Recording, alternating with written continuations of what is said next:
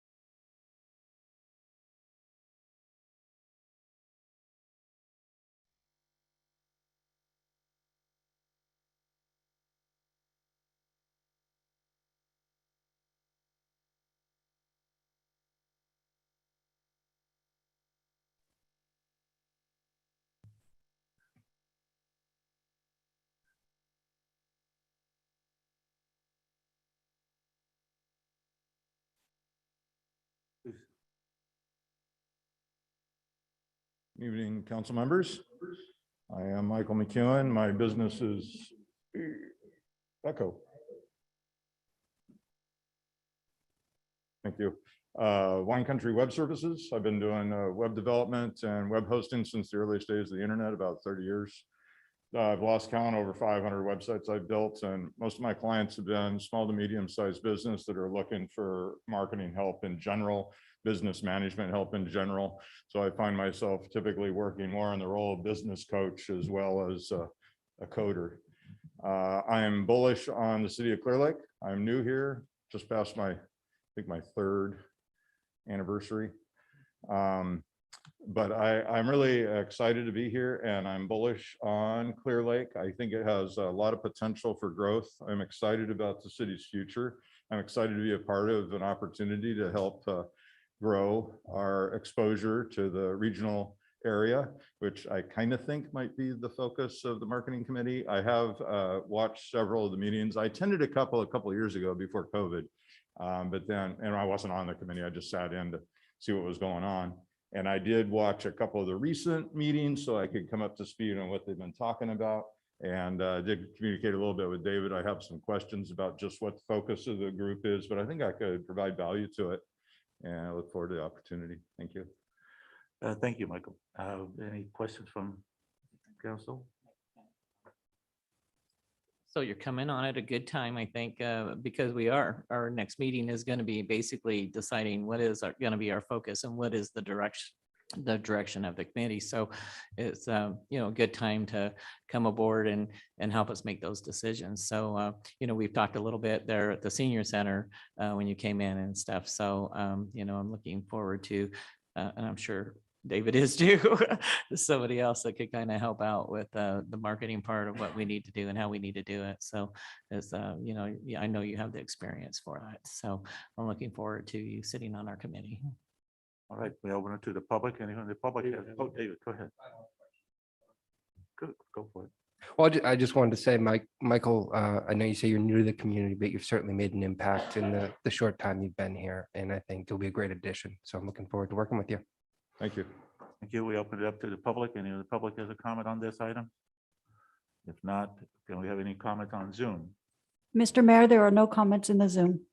Very good. We'll take it back to the council. Can I have a motion to adopt? Mr. Mayor, Yes. I'd like to make a motion that we approve the appointment of Michael Mcewen to the Clearlake Marketing Committee seat. Second. Yeah, we have a motion by Councilman Kramer and a second by Councilwoman Overton. All in favor? Aye. Right. Now we move on to the considering appointment of a planning commissioner to fill an unexpired term ending in March of 2025. Madam Clerk, I believe this is your item.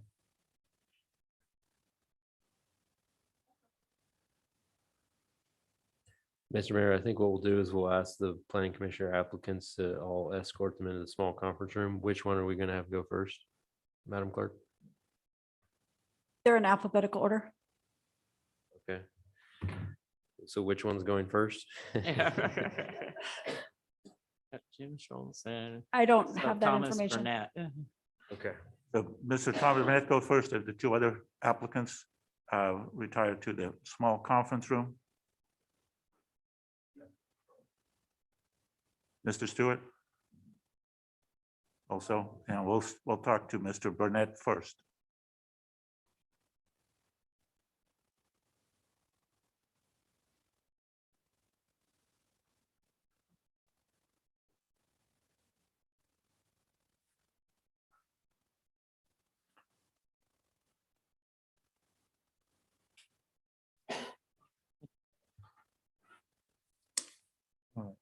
We'll wait till our city manager heads back in here.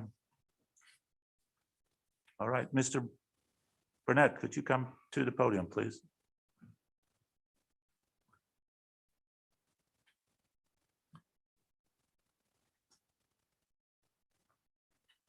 We have a list of questions that we're going to ask each applicant, and then we'll decide. So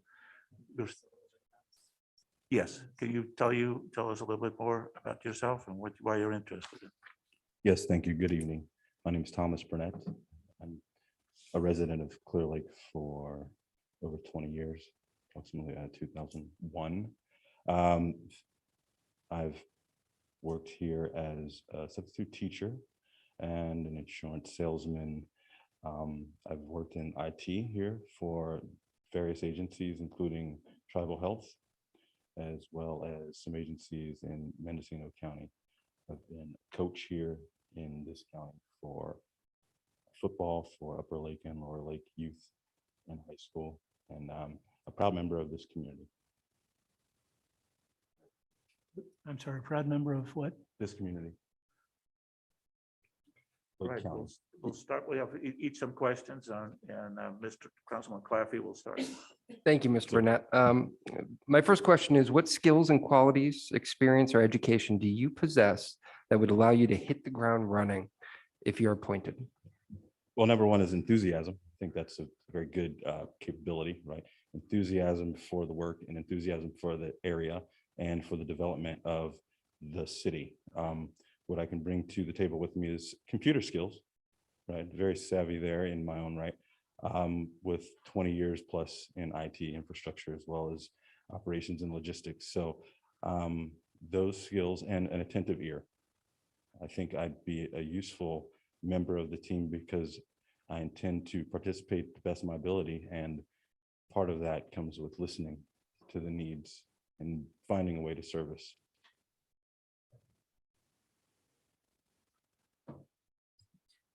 Councilwoman Overton. Thomas, thank you for being here. I appreciate that. Thank you.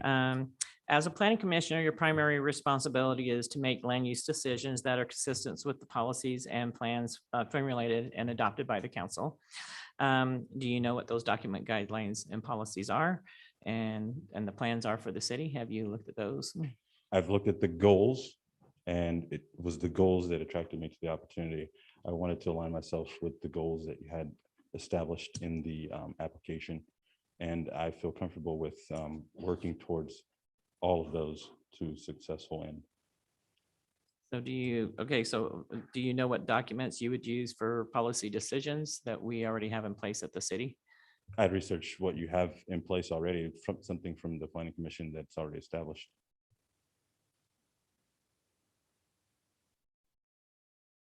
Right.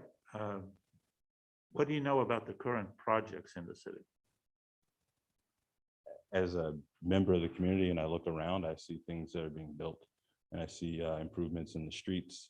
I see some buildings that are coming up, like some tribal health buildings and some other developments in the area. I see some cleaner roads, some paved roads all around the county in this particular city of Clearlake. I've seen some new businesses developed, seen the movement of the DMV, and some other businesses that have come to be here in the city. So I do see business development. I see some property development, and I see some roads and lands. Because it's becoming cleaner, I'd assume that we're intending upon making this a cleaner place. Crime, right? I understand that's part of the goals, and quite frankly, I feel safe here already. So I'm sure that's been a part of the progress and the planning that's been established and that we're working for resolution. Thank you. So as you've seen those things, those developments around our city, and clearly you made some good observations. Are there any planning projects or issues that you may have concerns about in the future, or that you would feel are important for planning issues that are still facing the city of Clearlake? Based on what I've seen from the eye, it looks like we're building towards the future, right? I've seen some really nice developments. Okay, it would take, I think, a deeper look and some communication with people that have been in place already to really understand beyond the eye, what meets the eye test. If you were new here, you would see things coming up and you feel really confident about what's going on. But if you've been here for a while, you may have seen these things or hoped these things were going to happen sometime before. So you would still be a present and knowing that you've been a part or been witness to some changes here and wondering where they're going to continue. So it would take being a part of the team to learn more. Thank you, sir. Thank you, Mr. Burnett, for being here. Some staff reports and documentation for planning commission agendas can be several hundred pages long. What would you do to thoroughly prepare and review planning commission documents before the meetings? Read them completely. Okay. All right, thank you. David, it's back to you. Excellent. And this is probably the most difficult question of the night. Are you able to attend a meeting the first and third Thursday of every month? Oh, Tuesday. Oh, and I screwed up the question. Are you able to meet the first and third Tuesday of every month? And would you be able to serve on various ad hoc committees if needed? Yes, sir. Excellent.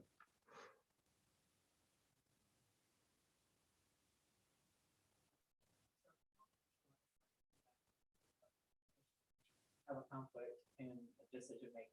affecting this decision-making on properties that are within 500. Vision that there's going to be any problem with that. No, ma'am. None whatsoever. Okay, what would you do as a planning commissioner if you were unsure of how to vote on a particular issue, and how would you handle a decision that you do not agree with? Well, unsure of a decision to make, I'd seek counsel from some experienced participants. If I didn't agree with the decision, well, it's okay to disagree. It's more important that members stay in alignment, in my opinion, than to be in agreement with everything. So I think we can disagree and continue to be in alignment. I think it's okay. Thank you.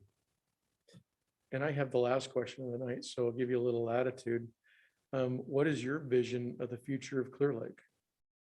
Well, future Clearlake continue to be a great place to raise children, as I have since I've been here, and to engage the community and participate in community service, and to continue to motivate and compel people towards home ownership, property ownership, and increase the buy-in of individuals in the area through ownership and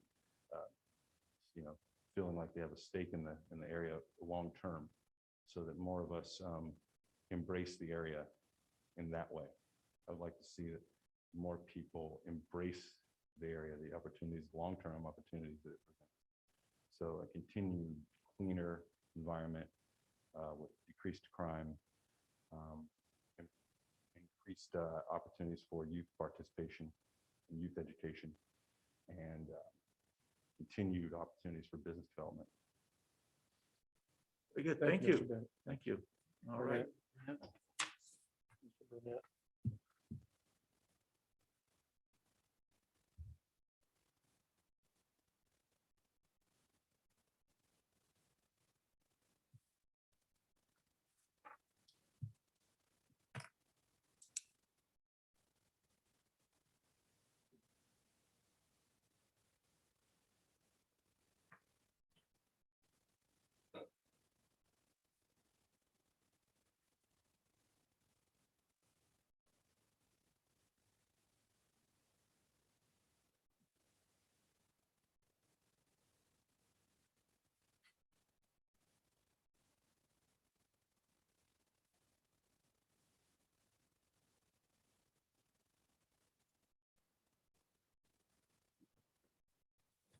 All right, Mr. Schultz.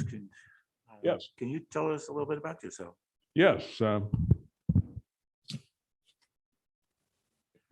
My name is Jim Scholes, and I'm applying for the Planning Commission. I've lived here in Clearlake for 40 years. I love the city and want to help it grow. So I moved here in 1980 from San Francisco and bought a home and started a business. Clearlake Upholstery was my business. I ran the business for 32 years with great success. I've always been concerned for the city, and so in 2007, I joined the Clearlake Vision Committee and later the Redevelopment Committee. In 2008, I retired and started a redevelopment project for my street. Then one day I got a call from the city administrator telling me that I had to put my street on hold because the city was being sued for $2.2 million.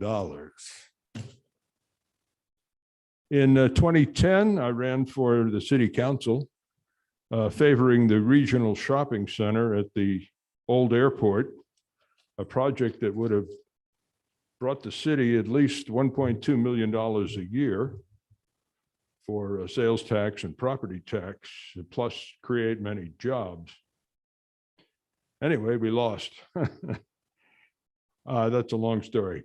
Okay, in the last 3 years, I've volunteered with the Clearlake Chamber of Commerce and Visitor Center. And also I was appointed to the Redbud Healthcare District. And that led to an appointment to the Local Agency Formation Commission, or LAFCO. And recently I applied for and got a seat on the Road Advisory Committee, which meets only once a year to finalize the road budget. So I have a history of working for the city, and I hope to continue as a planning commissioner. Thank you. We have a bunch of questions for you. So, Yes. Mr. Claffey will start. Thank you.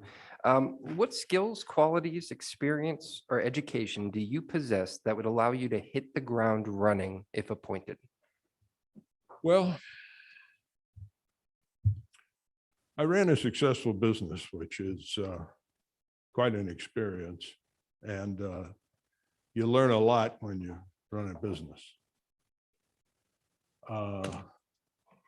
And also, I mean, one of the, I love the city. I want to see it grow. I just feel that I can perform in that capacity. I have 3 years of college.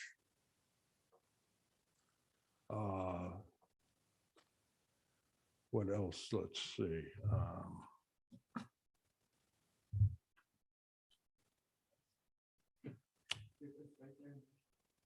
What's that? That- Things that you My, already did. my history? Well, so, you know, I have a history of being active with the city. All right, Councilwoman Overton? I don't think your mic's on, Councilman Rowe. It is now.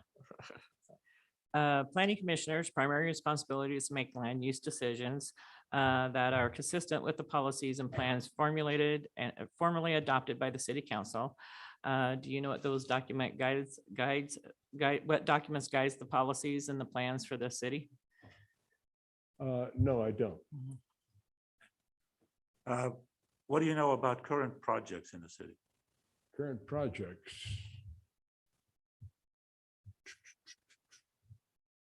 Well, let's see. Got the coffee house projects going on. I hear that we're getting a hotel, and I heard that we're getting a donut shop also in the city. All right, thank you. Okay. Sir, are there any planning projects or issues that you have concerns about or that you feel are important to planning issues currently facing the city of Clearlake? Well, I don't know what's on the table, so I don't know really. There's no, I don't have a personal agenda. I just would support whatever would be good for the city. Okay, thank you. Yes.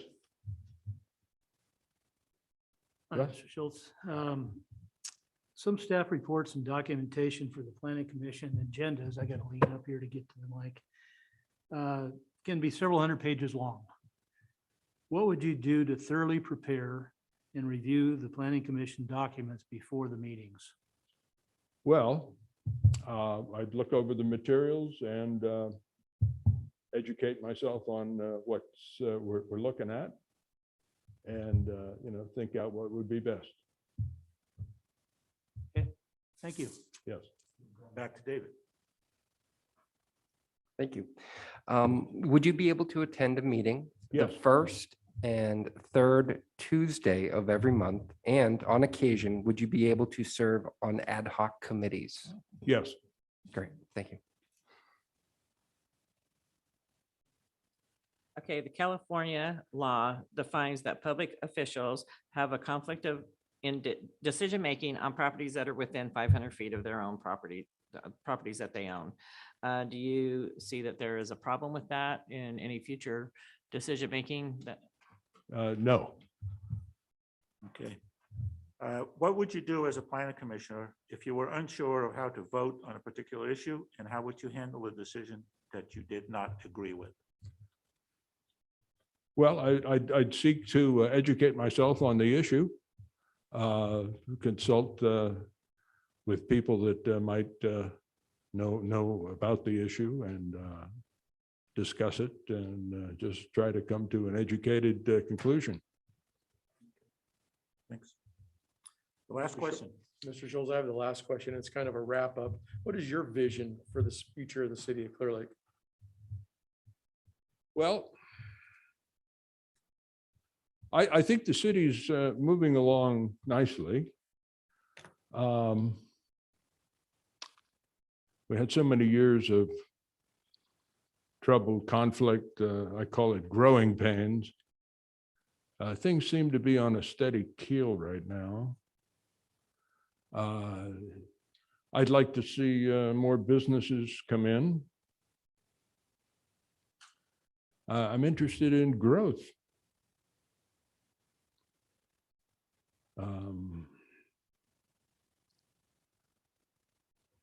Thank you. Okay. Thanks, Jim. Thanks. Set. Thanks. Thank you. Thank you.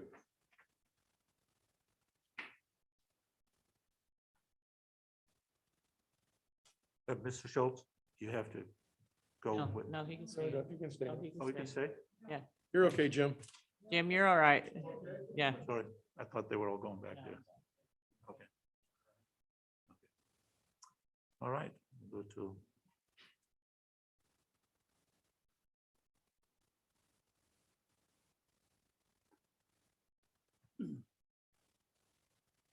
Good evening, Terry Stewart. Terry, could you tell us a little bit about yourself before we go into questions? Certainly. My family moved to Lake County in 1957 when I was 7. I've been here ever since. With a couple of little short stints in other areas for work. I'm a licensed contractor in the flooring trade for over 40 years. I owned a business here in Clear Lake for over 20 years, which I sold 20 years ago. Continued in business, just doing a partial form of business of what I used to do. I've been a landlord mainly. That's been my main occupation for many years now, ever since I sold the flooring business. I've owned up to as many as 9 rental properties at one time. Currently, I still own 5. As a native, as I consider myself a native, I was born in Ukiah, but I've been here all of my adult life. I love this place. I love our community.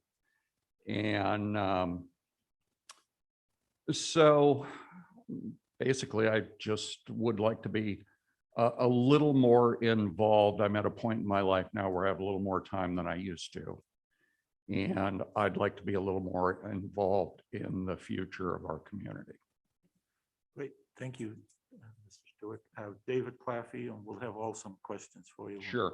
Thank you, Mr. Stewart. What skills, qualities, experience, or education do you possess that would allow you to hit the ground running if appointed? I think I have some pretty good analytical skills.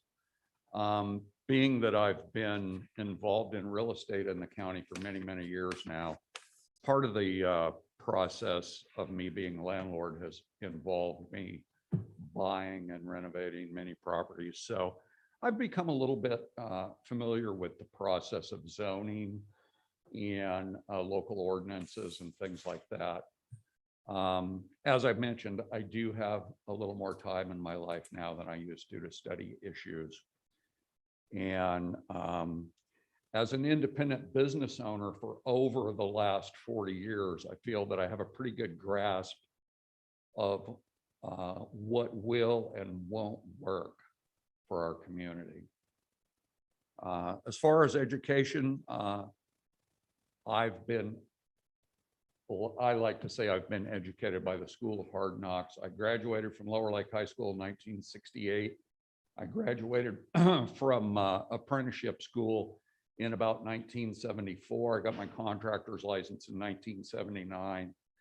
I was in the fire department here for many years before it became Lake County Fire Protection District. It was Lakeshore at that time.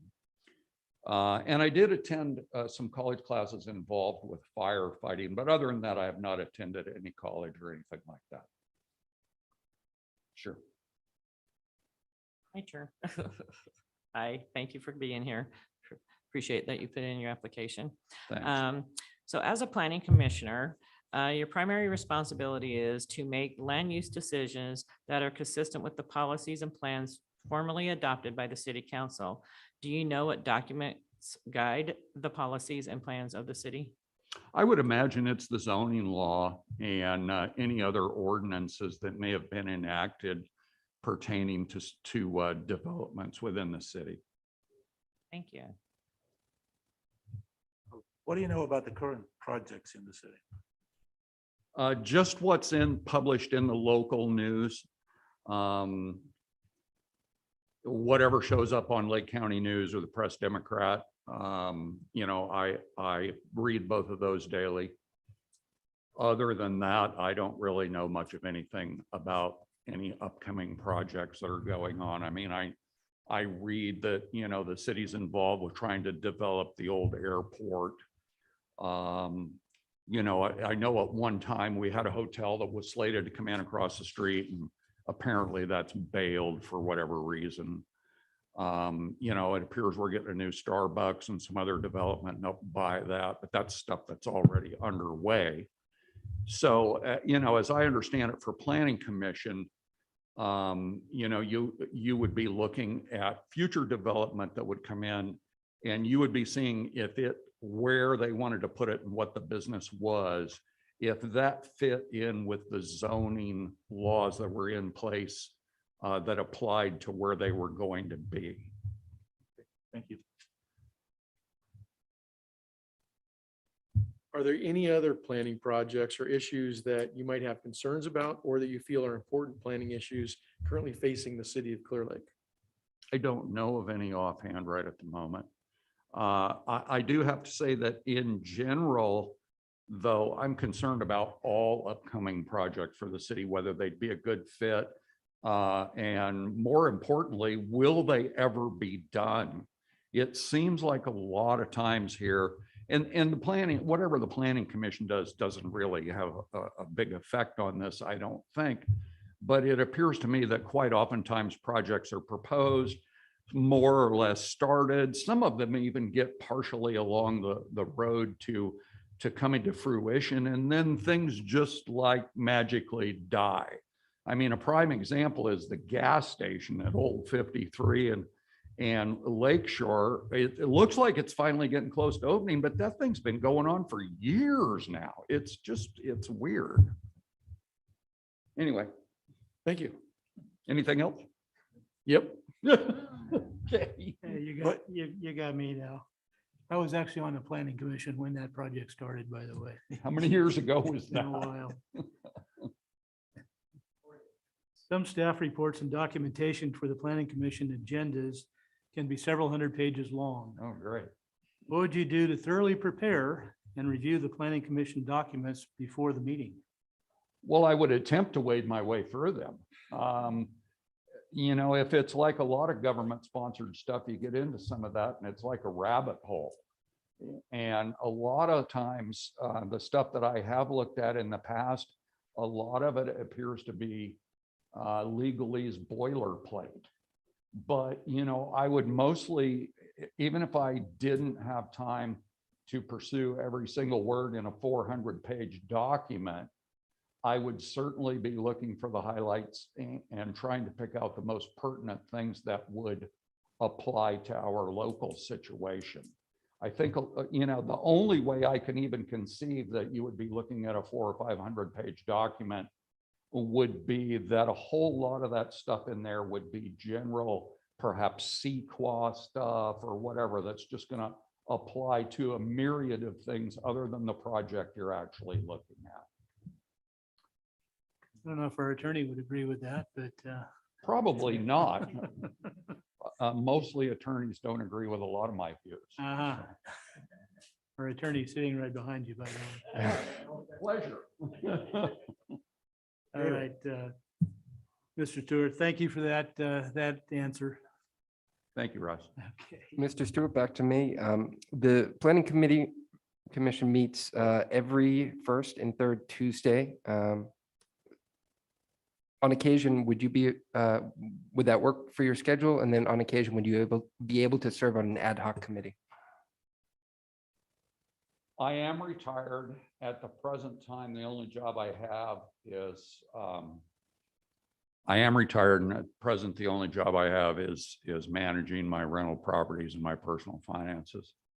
I would have absolutely no problem meeting those schedules. I do hope that, for those of you who don't know, I have been under quite a long-term situation of taking care of my wife, who was ill for many years.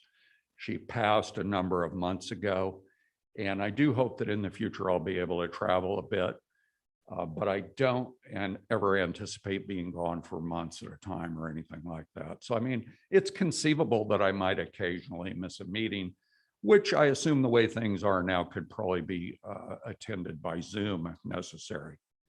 But other than that, that schedule is fine. Okay, yeah, we're going the rounds, right? Sure.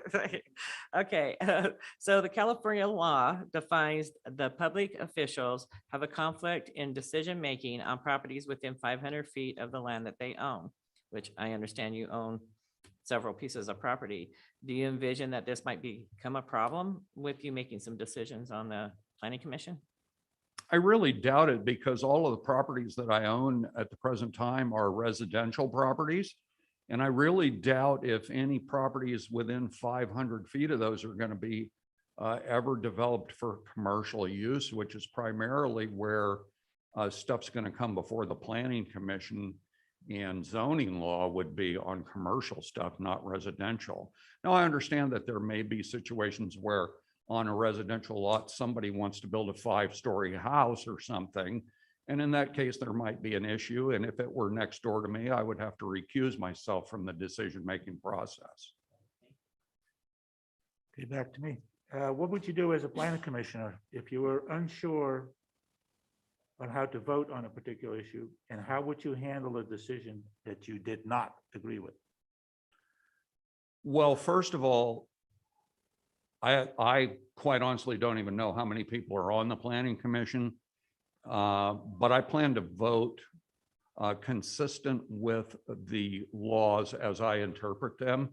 I might ask for interpretation from the city attorney if I have questions about things. But my understanding is that the planning commissioner's role is to see that upcoming stuff complies with the law as it is written now. If I didn't feel I had enough information to come to an informed decision, I would either have to recuse myself from the vote, ask for a delay while I study the matter further, or if someone is present at the meeting that might have the information I need to resolve a question and could do it then I would have to ask that information be forthcoming prior to me making a decision. Thank you. And Mr. Stewart, I get the pleasure of asking the last question. So if you can kind of wrap up after this question, but what is your vision for the future of the city of Clearlake? Well, I have to think that the city's been in kind of a low ebb on a lot of areas for a long, long time. I think that what's happened over the last 2 or 3 years has been a marked turnaround. The passage of the sales tax measure to improve the streets, I can't even tell you. I see on social media all the time people griping about, oh, what about the streets? What about this? What about? But if those people obviously haven't driven around and really seen how much has already happened, because a lot's happened. But this, for a little bitty town, we've got a lot of miles, and a lot of them are in really bad shape. You just can't do all of them at once. I understand that. I'm quite impressed with how things are coming along in that regard. I love the way the park has turned out. As some of you may know, I live right across the street from the park. I can see it every single day. I see how much community involvement we have over there every single day. There's people playing soccer. There's kids of every age. There's people on the exercise equipment. it's fabulous, really. It really is. And then I go through town and I see that a lot of the old crap that's been falling down forever is finally getting dozed, and perhaps a new development will come in at some point. I'm upbeat about the future of the community. I'd like to retain the flavor of a small town that we've had, but just make it nicer and more welcoming, and more businesses for us to shop local, quite honestly. All right. That's about what I got. So, Thank you, Mr. Stewart. Thank you, Mr. Stewart. thank you. Are Alright. we done? Yeah, yes. Good. You're Thank free you. to Mr. leave. Stewart. Thank you. Do we have any questions between ourselves? If not, we'll open it up for the public. Do we have any public comment, either here or on Zoom? No hands are raised on the Zoom. All right, we'll close the public meeting and deliberate here. Anybody wants to start? Go I'll ahead, start. Councilmember Thank you Overton. all for putting in your applications. You've made it very hard because we normally don't have this hard of a time. So I'm kind of looking, you guys all have great qualities, and I don't want anybody to feel bad if we don't get on the planning commission. Remember, we do have city councils seats that will be coming up soon. So also keep that in mind. You guys all have some really great areas. Each one of you have different areas. What I've noticed is Jim Schwartz has been in a lot of the committees already and been very involved in the city, and kind of knows our ways, but so I feel that he would be able to hit the ground running, because he pretty much knows a lot of our city stuff, because he's already sat on a lot of our committees. So that's my opinion. All right, David, please. Yes, thank you. Thank you all. Three really excellent candidates. I appreciate a lot of the answers. I think for me, I felt like Mr. Stewart had a better grasp of the role of the Planning Commission. And I wish he would want to do a little bit more preparation. Maybe that's something our city attorney can work with him on. But overall, I feel like if we talk about hitting the ground running, it's someone who already knows the role of this body, and I think can quickly acclimate. Councilman. Oh, Go good. ahead. Thank you. Yes, thank you, all three of you, for getting up in front of us. I know it's not an easy thing. I've done it a number of times and still isn't easy. But thanks again for all of you. I think you're all great candidates. At the end of the day, no, I have to agree with Mr. Claffey. Mr. Stewart exhibited the answers to the questions that we had. His focus was on the zoning, for instance, that drives what the Planning Commission does.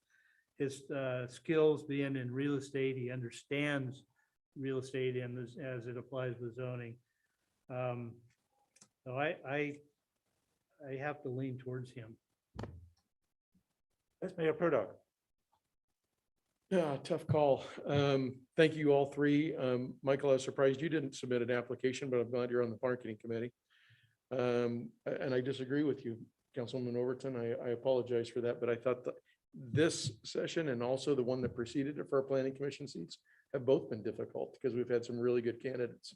But it's a good You're right, we disagreement. always have. We've had some really good candidates. Mr. Burnett, thank you very much for your application. I was touched by the fact that you are still kind of new. You're involved with our children and youth programs, and you work at the school. Mr. Scholes, your volunteer work, I was very impressed with that. I've known you for a number of years. I was impressed by Mr. Stewart with his knowledge, though, of building code, zoning. And going back to Mr. Claffey's first question, can we hit the ground running? Because there are some projects coming up that are going to require that basic knowledge, even though the city will provide additional training and whatnot for whomever is selected. We do need to hit the ground running. There are some meetings that are going to be very important in the near future. So I think it was very close for me, but I think Mr. Stewart edged him out. Thank you. I also want to thank everybody for putting in their applications. Like all the council has said, it was hard. It's a difficult decision. I want to thank Mr. Burnett for his application. I think he brings a somewhat a different viewpoint to things.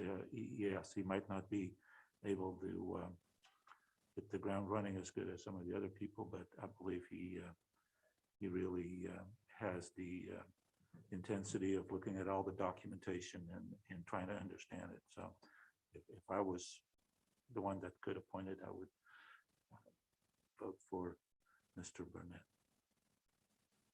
So anybody wants to make a motion? I'd like to make a motion, Mr. Mayor, that Mr. Stewart, Terry Stewart, be appointed to the vacant planning commission seat. Second? We have a motion by Councilman Kramer and a second by Councilman Claffey. All in favor? Aye. Aye. Mr. Stewart, you are appointed to the Planning Commission. And again, thank you, all the other candidates. We really appreciate it. All your interest in the city is comes from a good heart. So thank you. All right. Go to the next item on the agenda, which is discussion and direction regarding regulations of the syringe services and drug smoking supply distribution program in the city of Clearlake. Chief White. Good evening, Mayor, members of the council, members of the public. I prepared before you a staff report, which provides a lot of data.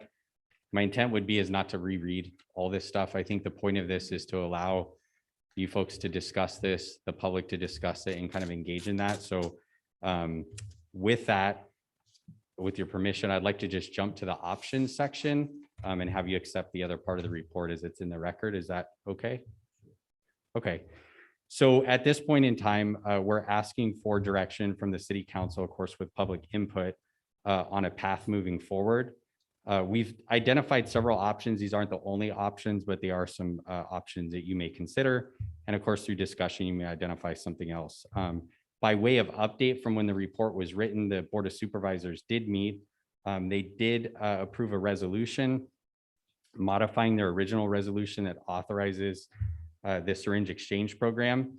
And in essence, they reaffirmed that the health officer needs to present an annual report, which provides an opportunity for public comment, input from law enforcement and others that are impacted. Secondly, in terms of the city autonomy, they made it clear that they must obtain permission from the city to operate within the city jurisdictions. And they also indicated that they would need to talk to the Board of Supervisors prior to initiating any changes to the program, such as distribution of the glassware. And finally, they enacted a temporary restriction on the distribution of any glassware. So as far as options tonight for direction to staff, the council may decide not to take any legislative action. As we discussed, there are no SSPs that are authorized in the city limits, and any positive change has ceased operation due to the loss of their site within the city. If they decided to operate in the city, they could ask CDPH for authorization. We could provide input. However, CDPH is not bound to accept any of that input. Primarily from my experience with dealing with a prior CDPH authorization, one of the issues that tends to come around is regarding the distribution sites, including near sensitive areas, including but not limited to schools, parks, and playgrounds.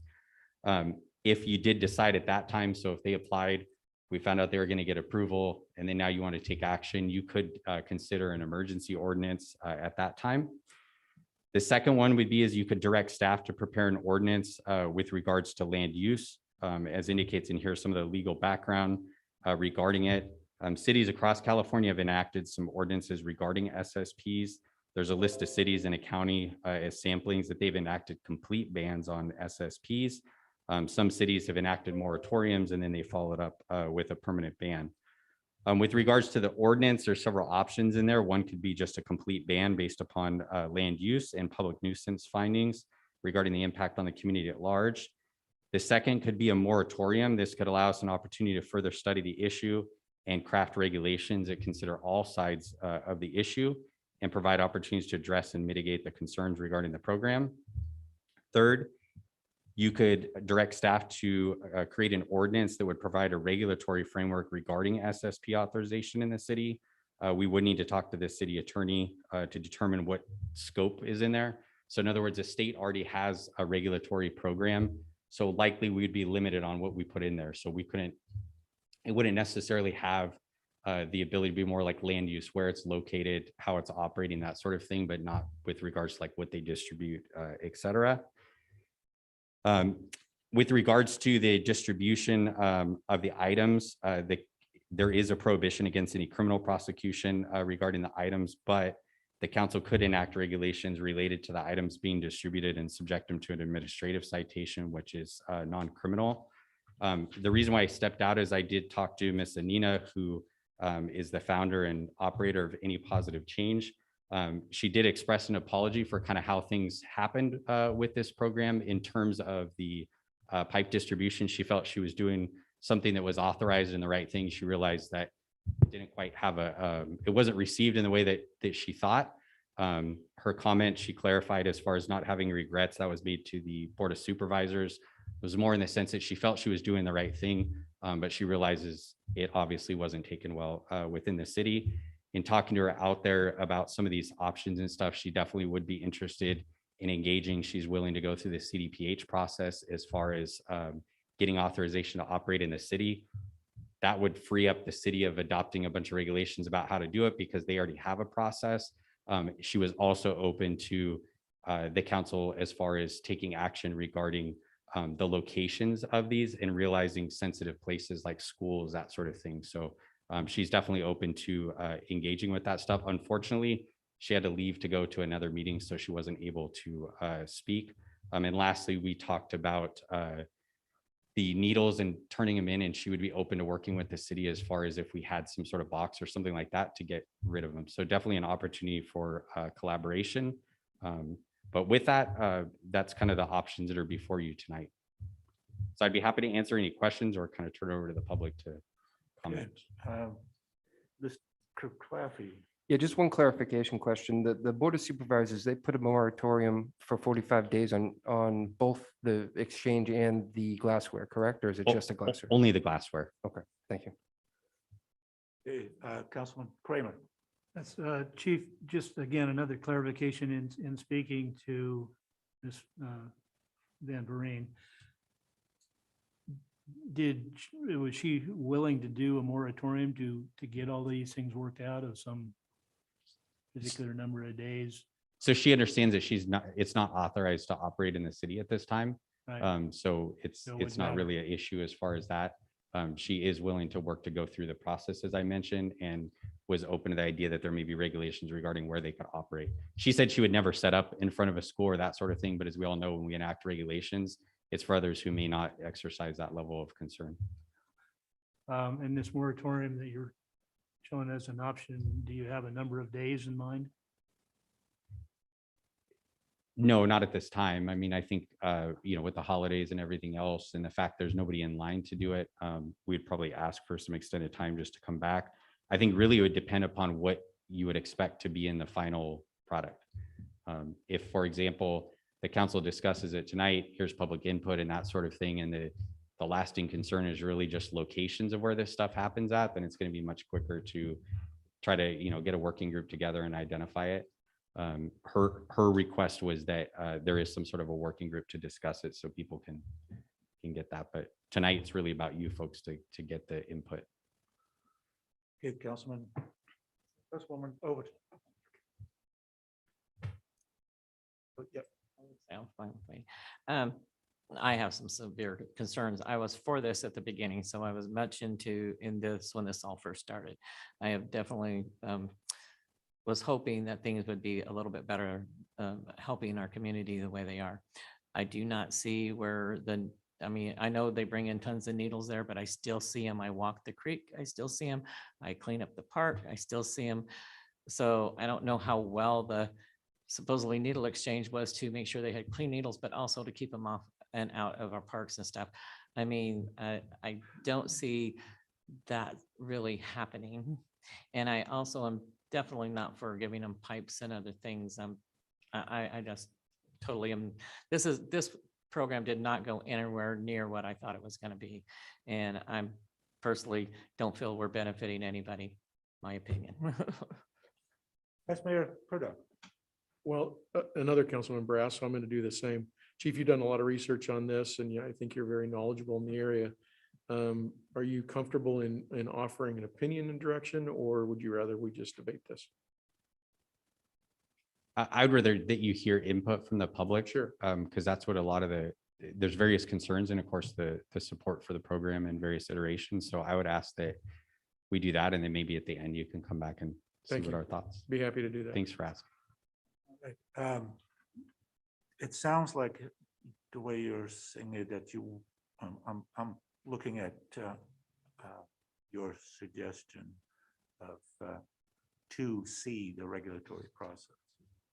But we'll open it up at this point, and we'll have some discussion after the public has asked. Sorry, one last question. Chief, the needles that are distributed through the needle exchange, are they identifiable? Maybe not by a specific person, but do you know when they're seen on the street that they've come from this? I'm not program? aware of a way to do that. Okay, thank you.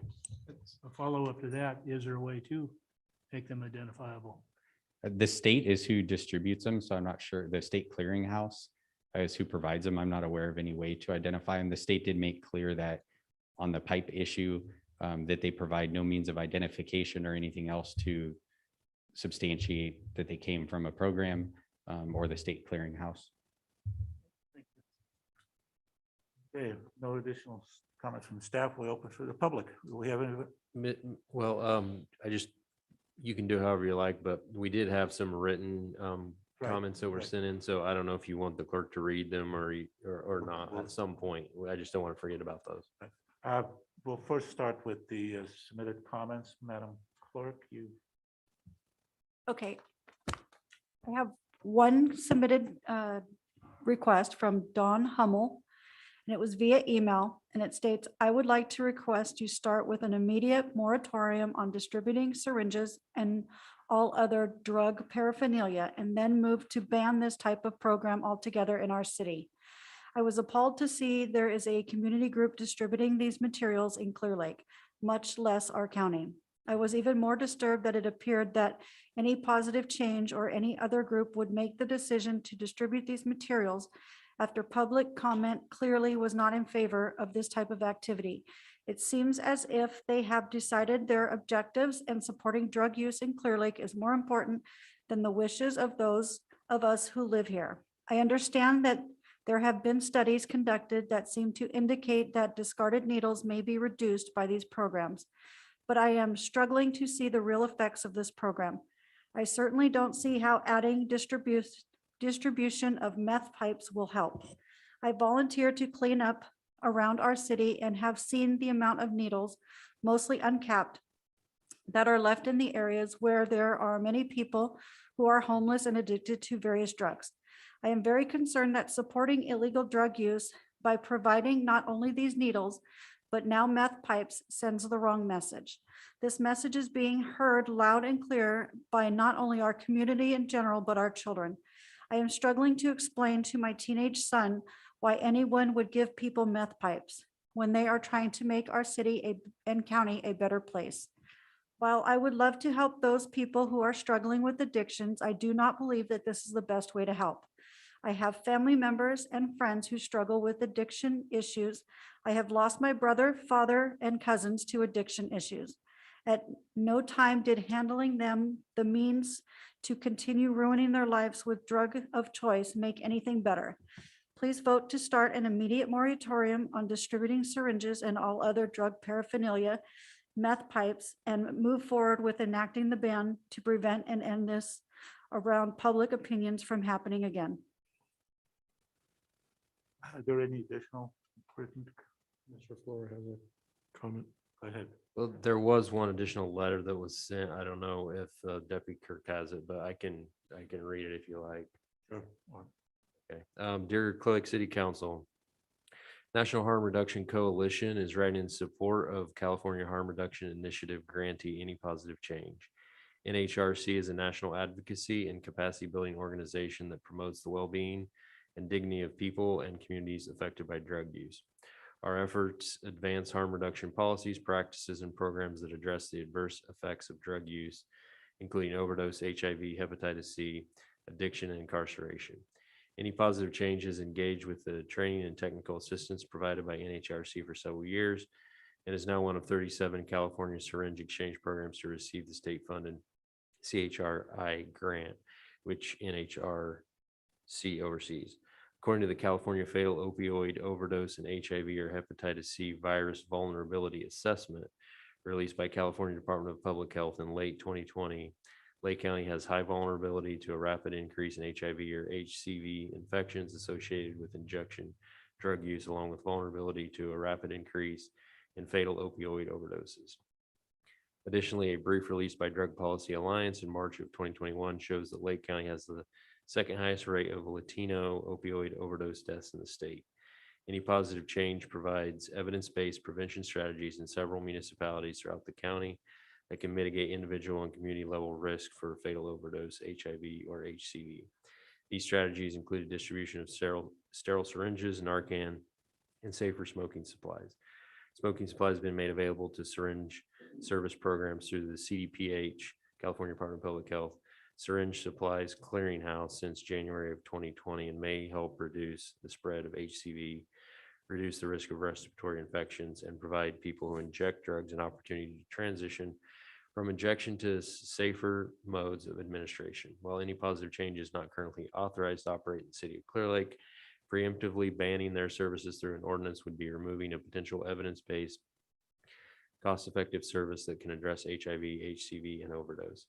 Harm reduction services have over 40 years of data to back their effectiveness, as we witnessed firsthand how these services save lives, reduce infectious disease, and create healthier communities. We encourage the Clearlake City Council to have further discussion with Any Positive Change, local stakeholders, and state-level harm reduction experts before deciding to restrict life services in your community. Respectfully, Laura Guzman, Senior Director of Capacity Building and Community Mobilization.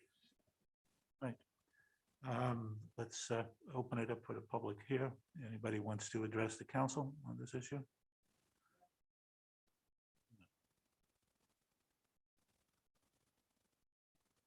Hello, my name is Lori Gonzalez.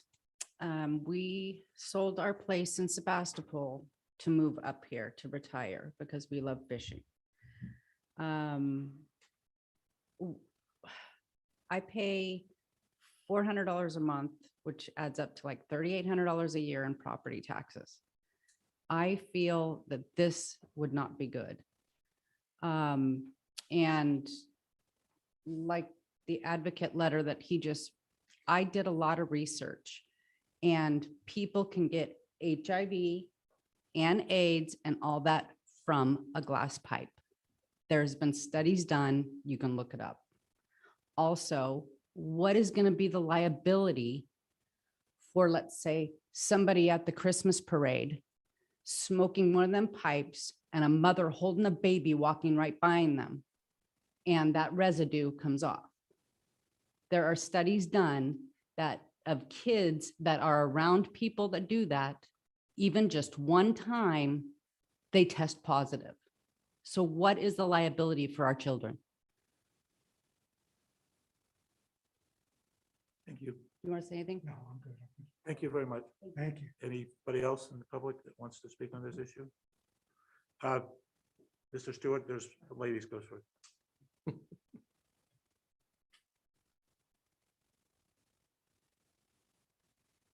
Hi, my name is Jenny Lynn. I have a business here in Clearlake. I do not support this program. I do not believe it's a harm reduction. If this program was so popular, people would be donating to it.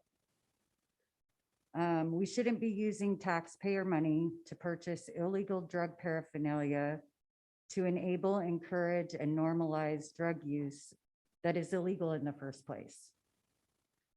As a business owner and a constituent in the city, I see the impact of and effects of drug use in this community, including aggressive panhandling, loitering, public defecating, physical altercations, excessive profanity, having sex in public, shooting up, smoking drugs, fondling themselves in public, theft, vandalism, destruction of property, indecent exposure, harassment and intimidation, overdosing, and not to mention the recent murder. This creates an unsafe environment for business owners, employees, and their patrons, and the children and the rest of the community. I feel like the majority of the people that are advocating for this work within the program and have a monetary gain. I will, however, support counseling, drug treatment programs, and stronger laws for the sales and use of drugs, because maybe getting clean in jail will save more lives than this program, making our community safer for everyone, not just the user. I will not vote to re-elect any city council member or county supervisor who supports this issue. I would also encourage you to read all of the Facebook comments regarding this issue and listen to your constituents. There has to be a better way. Thank you. Thank you. Okay, Mr. Stewart.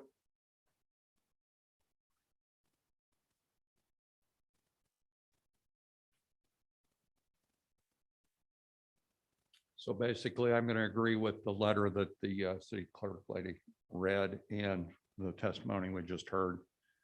Nothing like taxpayer funding illegal behavior that is not only illegal, it's totally self-destructive. I just personally, I just don't get it. And this program, obviously, while it was working in our city, or should I say operating, not working, because it certainly didn't work as intended. All it did was provide additional means for people to participate in illegal, self-destructive behavior that totally impacts our community. And so, like the lady before me just stated, I'm totally in favor of incarcerating criminal behavior as provided by law, because I think it's pretty well proven that the most recoveries from a lot of this behavior occur because people go to jail and they don't have access to all these drugs anymore. And yet here we are out on the outside, we're giving them additional means to ingest illegal substances. And to me, it's just unacceptable. I think that as a city, we need to do whatever we need to do to stop this program from operating. Thank you. Thank you. Any additional people here in the audience that want to comment on this issue? If not, anybody on Zoom, Madam Clerk? I have 3 hands raised on the Zoom. Sure.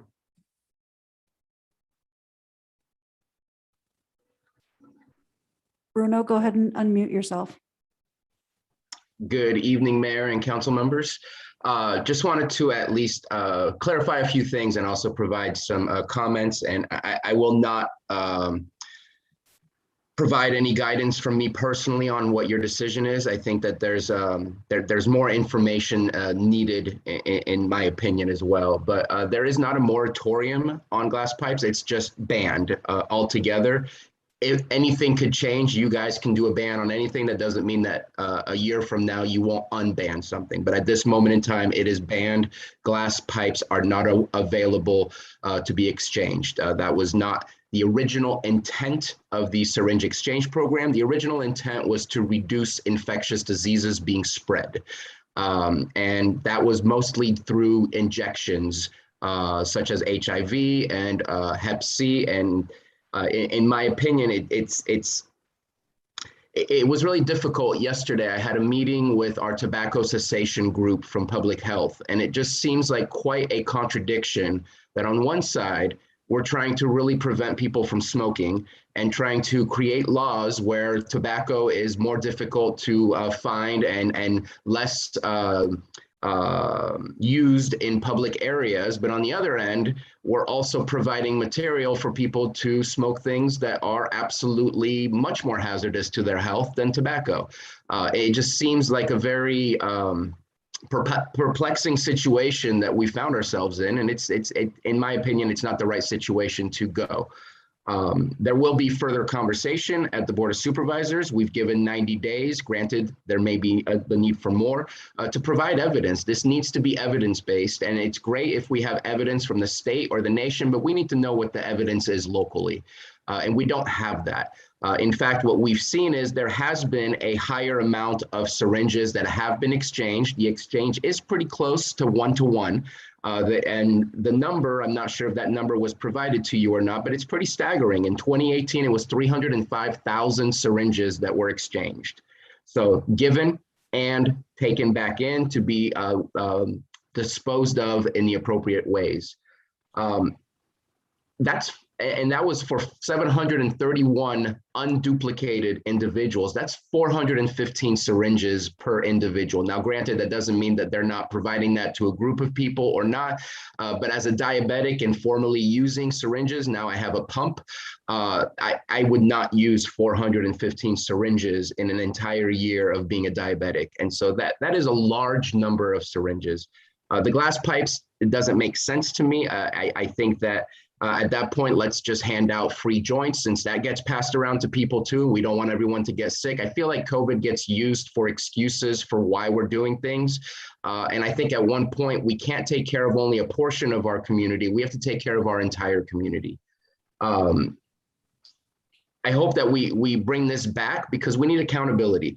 And when I say bring it back, for discussion, because we need accountability. We need measurables. What are the measurables that we want to see if we're going to have this program? At this moment in time, the program is still going in the county. There has been no evidence yet to show that it's bad. There has been no evidence to show that it's good. But the only complaints that I've ever received was as soon as we figured out that glass pipes were being dispersed throughout the community in a way that did not fit the ordinance or resolutions that we had already passed. So that is why that was put to a stop, and we'll see what we do further in 90 days.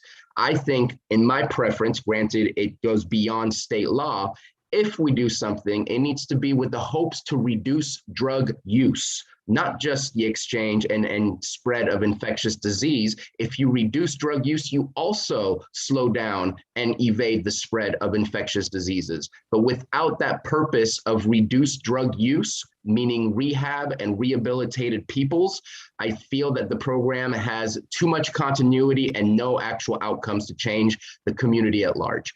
And so I'm looking forward to further discussions. I know you have a difficult task in front of you to look at this information that's been provided. I appreciate the conversations that I've had with both the city and Chief White discussing this topic. And I'm happy that we made some change over at the Board of Supervisors, and we'll see if there's further change to come. Thank you. Mr. Mayor, may I ask a question? Sure. Supervisor Sabatier, you and I had a conversation earlier today about that 300,000, I think, number that you just said. That was in 2018. Was there a report in earlier than that, a year or so earlier than that? And what was the total in that year? So let me take a look real quick at the numbers. In 2017, it was 272,000 syringes that were handed out.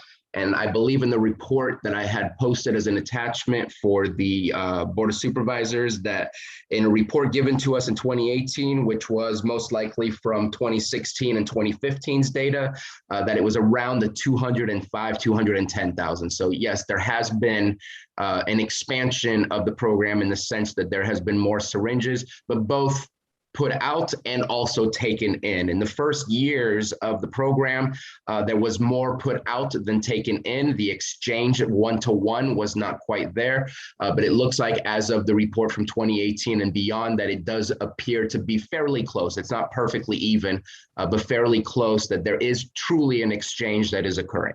I know that Councilmember Claffey brought up the ability to know if it is a syringe from the exchange, and I don't believe that that is the case. I think at this moment in time, it just looks like any other syringe that you would find at a pharmacy or any diabetic kit that you would find. And last part of that question, is there any data about any increase or reduction in drug addiction over that same period of time? I would suggest, with the fact that our overdose rates have hit the highest peak in 2019, and one of the highest, I think we were second in the state for overdose rates in Lake County, that would show that we seem to be increasing. And I think it's a difficult, the data is there, but it's difficult to really break down and analyze that data when we know that the opioid crisis has absolutely hit us hard in many ways, and very close to home to many of us. So that's hard to tell if it's because of the program or not. And so I definitely don't want it to appear that way, that is what I'm saying. Thank you. Anybody else on Zoom? Jessica, go ahead and unmute yourself. Hi there, my name is Jessica. I'm the capacity building manager with National Harm Reduction Coalition. Y'all read the letter from one of my supervisors. I work directly with Any Positive Change. I don't work with them. I work for National Harm Reduction Coalition, but I support them through our California Harm Reduction Initiative grant. I live in a rural community as well. I live up in Humboldt County, and I used to run a syringe service program up here. And so the main point that I want to say is, like, y'all have a lot of questions. You're very much in information gathering mode, which is a wonderful place to be. Our organization is very happy to offer any sort of information and answer any questions that you might have. Just to sort of address a few that I've heard already, it's actually nearly impossible to get HIV from a pipe. HIV is actually a very weak virus, and once it leaves the body, it's really hard to pass on. Hepatitis C is not the same. It is actually a pretty viable virus, and once it's out of the body, it can survive for a while. And that's why having sterile pipes is important. People have cracked lips and there's blood on there and it gets on the pipe, and then somebody uses that, you can spread hepatitis C in that way. Another benefit of pipes is, like the letter said, switching from injection, which is inherently more dangerous than smoking. Overdose increases is a really complicated issue. We've seen it increase with COVID and people being isolated. Also with fentanyl being mixed into many of the drugs in the market is definitely increasing overdose.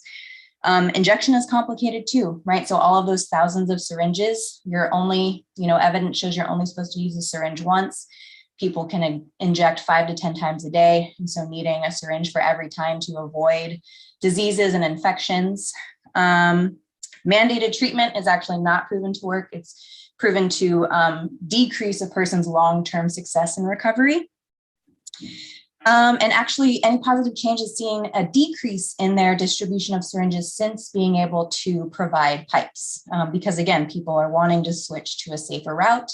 They make connections and build trust with people. They actually have a low barrier treatment program along with their syringe services program where people can get started on buprenorphine in the same day.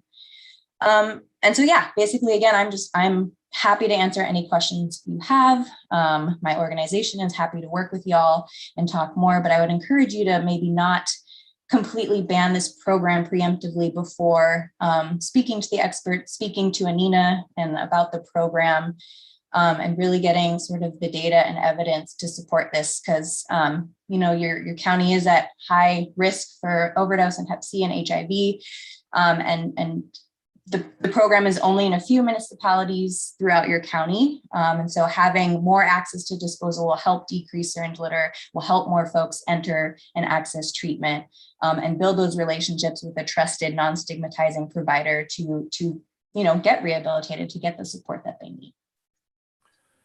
Thank you. And I think there's one more, Madam Clerk. Mr. Mayor, there's two. Cheryl, go ahead and unmute yourself. Hi, I'm Cheryl Allman, a resident of Clearlake. I'm going to start this from a different perspective. I learned about this from a phone call from my husband in the Bay Area, who was none too pleased to hear that we were giving out glassware for meth people. It caused him to want to sell our properties here and move away. He did not think that we looked like we were being a responsible community, and that he was very concerned about continuing to own here and prosper. I've been very active towards prosper in our area. I want to try to stay here, and I am concerned about the laws. When other people in our state who are our future tourists hear this, they're not going to come here.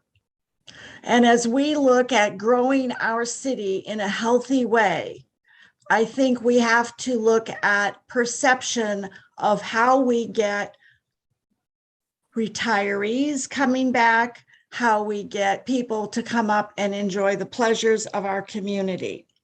I have very mixed feelings on giving out needles. For many years, I have packaged up needles, even as late as last month, that I find on my streets. This is not something I like. The other thing is that I have had a family member on drugs and alcohol, and we tried to participate and fund his recovery without success.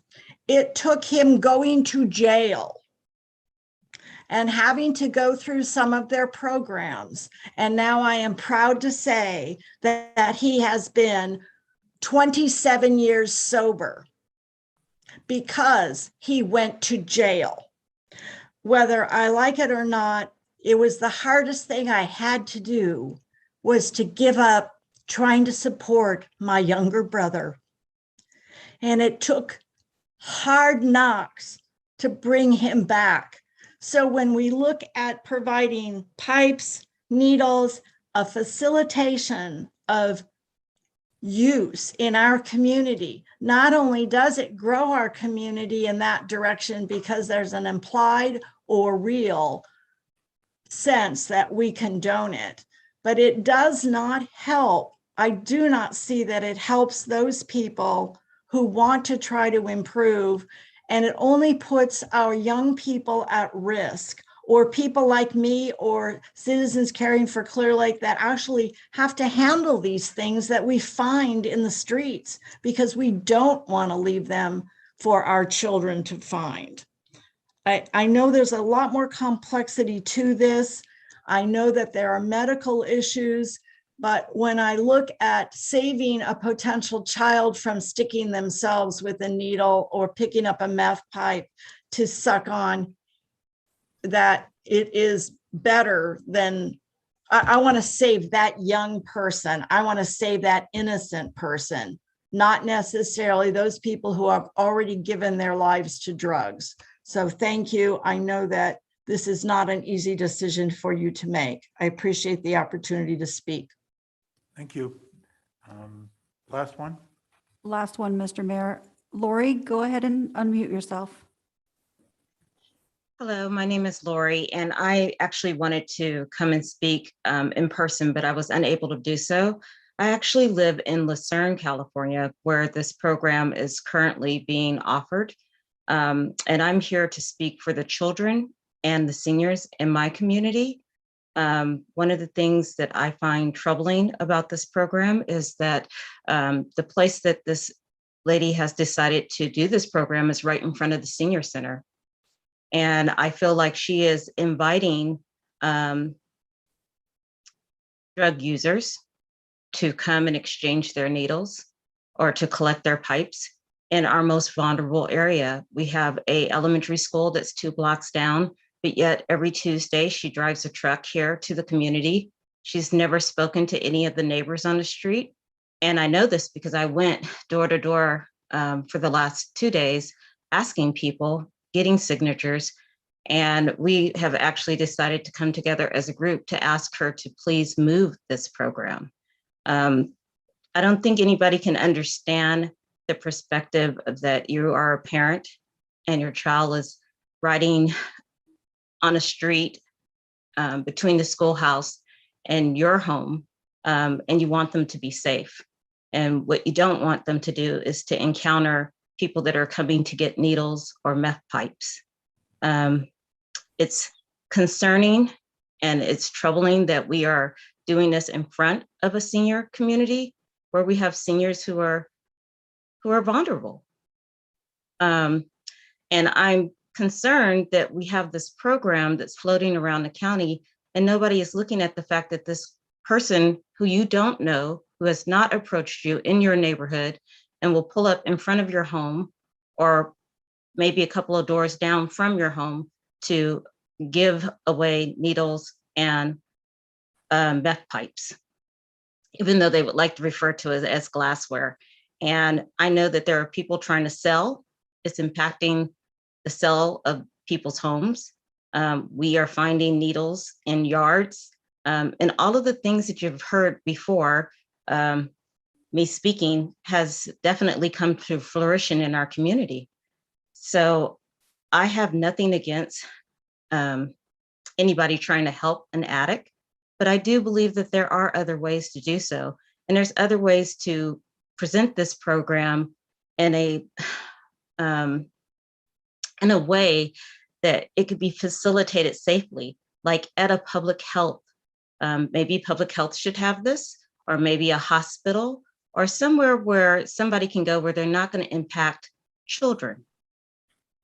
And not just in front of some individual's household. Because I don't think there's anybody out there that would want to look up and see that needles are being exchanged in their driveway or right in front of their home. So I wanted to come and speak to that. And I appreciate that you took the time to listen to me. And there is a lot of data on the program, but there is also a lot more evidence-based practice programs that we can offer in the community that will give us, I think, a greater outcome than what we're doing by just handing somebody needles and handing somebody a glass pipe. And one other thing I wanted to mention is that we are not getting any data on this program. And I understand that she apologized for her outburst at the Board of Supervisors, but I would like to see numbers as a community person. I purchased my home here. I own it. I would like to see data. And I think homeowners have the right to know if you're going to put something in here that's going to impact my property value, I would like to see data. But I know that Clearlake has not done this. And I just wanted to speak and tell you some of our frustrations in the community and let you know that it's not just glass or just roses over here in Lucerne. And there is a lot of people that are still upset and not happy. So thank you for listening to me. Thank you for your comments. All right, last chance. Anybody else the public wants to comment on this? Any on Zoom, Madam Clerk? No, Mr. Mayor. All right, we're going to close the public hearing at this point. Conversation, anybody wants to start on this issue? I'll start. Maybe we can have Chief White a little recap on what's been said so far. I'm sorry, I was just going to come up to be available if you guys come up with a question during your debate. All right, Madam Councilmember Overton. Okay, so I keep hearing well-being, and I don't really have a question for you, but I have some comments on this. Well-being, it helps with HIV, hepatitis C. I hate to tell you guys, that's not true. I know people that use a needle exchange and still have gotten hepatitis C and HIV. So I don't believe that's, and I believe we're looking at the well-being wrong. And like I said, I was for this program. I worked with them to, just kind of start this because I thought maybe it would help. But they were also said they were going to have counseling and all these other things to help direct them into an area. I think if we were going to do anything, it's a mental health issue. Mental health is the only place where this has to start. They have to get help. Almost all of them out there that have some kind of addiction are from mentally unstable reasons. They have to get to the bulk of that. If they want to do the needle exchange, and if it's so great, why is mental health not doing that? That's where it should be, as far as I'm concerned. If it's going to be someplace, send in the mental health, because that's where they're going to get the opportunity to get other help. Totally you know, I have watched this program since the beginning. I have watched people that have used this program, and I'm still watching them still doing the same thing. It is not helping them. It is, like I said, I've seen them get diseases that their well-being is not there. And their well-being is not there on the basis that they're still using drugs. If we do not have a drug rehab, a detox center, which we do not have, I mean, I know that everybody's going to bring Hilltop up. That's a very small thing. They take mostly people out of jail. That's not, you know, the norm. We have no place for the women. When people do want to go to rehab, believe me, I went through the process just to see, because people told me. I called the 800 number. I did all these things. And by the end of the day, a person who isn't using anything was so frustrated because I got no help. No help. I was just nothing. There was nothing there. So those numbers are just useless for these people. We cannot, I just think that we're not doing the clean city. Our goal was to be a clean city and a safe city. And I feel like doing this needle exchange is not the good direction. I think if we're going to focus on something, we need to focus more on detox centers. And I don't want anybody to tell me they can go to the hospital, because none of them are going to go to the hospital, because I got told they get checked and then get called to the police, because almost all of them have a warrant for some reason out on them, whether it's just because they didn't show up to court, you know, so they're not going to go get help through the hospital. You know, I think we have to figure out a better program than this exchange. I am no longer for it. And I was at the beginning, but I am not now. Right. Councilman Kramer. Yes, when I got the agenda last week, I started digging into this. I've spoken to a number of people on both sides of the issue whose opinions I respect. And then I went online because I honestly didn't know anything about the program. I went on for APC. I also went on for the Harm Reduction Coalition. And I read through their data and their statistics and their programs from start to finish. I was looking for a place where they say that that they have a program or a part of their program that aims to get people off drugs. They don't. All they're doing is facilitating exchange of needles. And they're not even doing that well from what I'm hearing here.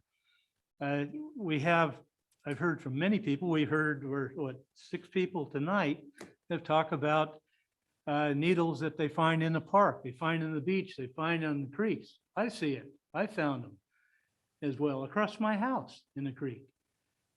This program is designed to get dirty needles off of the street. It's not doing that. And more importantly, it's not getting people cured of this ugly, ugly, ugly disease. It's not working. I agree with Councilwoman Overton on this. This program needs, rather than focus on this, we should be focusing on protecting those folks in our community who are the innocents, the children that could pick up a needle, step on it, or suck on a glass pipe, or God forbid, swallow a needle because they're small and don't know what else, anything else about it. This program, APC program, from all I've read about it in the Harm Reduction Coalition, their single focus is not on curing drug addiction. And it's not working very well, in my opinion, on getting dirty needles off the street. And certainly I don't think it would do any better. I don't see anything that would say it would do any better to get glass pipes off the street. When I came into this, my first reaction was we need to ban it. And then I went around and said, well, okay, maybe we ought. I've talked to a number of people. I talked to Chief White among them. I think, well, all right, maybe a moratorium. And that would be the best that I would do, is look at a moratorium while we study this whole thing a little bit further and see if there's something that I'm missing, that you're missing, that we're all missing, that could be redeeming about this, and or make it work better. I do think that mental health is a key here. I think behavior health in the county should be right in the middle of regulating this program, or regulating the use of needles and how we're going to deal with getting these folks off of drugs. I think detox centers certainly have a place. The lady that talked about her younger brother going to jail in order to cure him, there was another one that I heard or read about that same thing. Their son finally went to jail and came out because he was forced to be into detox was saved and is now drug-free. This isn't the way to do it. So the very least, I want to see a moratorium for a minimum of 45 to 90 days while we study and see if there is some redeeming qualities. And if not, if we don't find any, then I want to see a ban. Mr. Mayor, I don't know if it'd be helpful, but I'd just like to provide one clarification that for the council, there really, if the council does nothing, there isn't really a need to enact a moratorium at this point because it's not allowed in the city at this point in time. Councilman Clappy. Thank you. Yeah, when I first heard about this, obviously you have that visceral reaction, like you want to jump, you want to ban. And the big issue for me is, do programs like this lead to more drug abuse? And as I was diving to the data, I saw a lot of the metrics that you uncovered. Not saying that I did sufficient amount of research to feel comfortable making a firm decision, but I didn't see any data around increased drug use because of this program. And I could be wrong. And I think doing the proper research to uncover that is important. That said, this program isn't designed to get people off the streets. The program is designed to stop the spread of infectious diseases. And from what I could find, to some capacity, it's doing that. It's also an opportunity for those who need help. And I think someone mentioned this in public comment. It's an area where they can make connections and they can build trust with people. And that's not something to scoff at. I listened to the Board of Supervisors meeting, and some of the relationships that are formed there are not formed through other channels and through other venues. So I think there's a positive there. I think the more important issue here, not whether or not we should ban, well, yeah, maybe we should ban, maybe we should go in one direction or the other. What I really want to see is local control. I want to make sure that we take the steps to start regulating this, at least exploring that, thinking about it, thinking about locations, thinking about what materials, and give ourselves the ability to turn on and off this program quickly and quickly. Background verifications, all that stuff to put us in the position, if we do feel like this research that is being done around these programs is actually fruitful, we have the ability to execute that here in the city.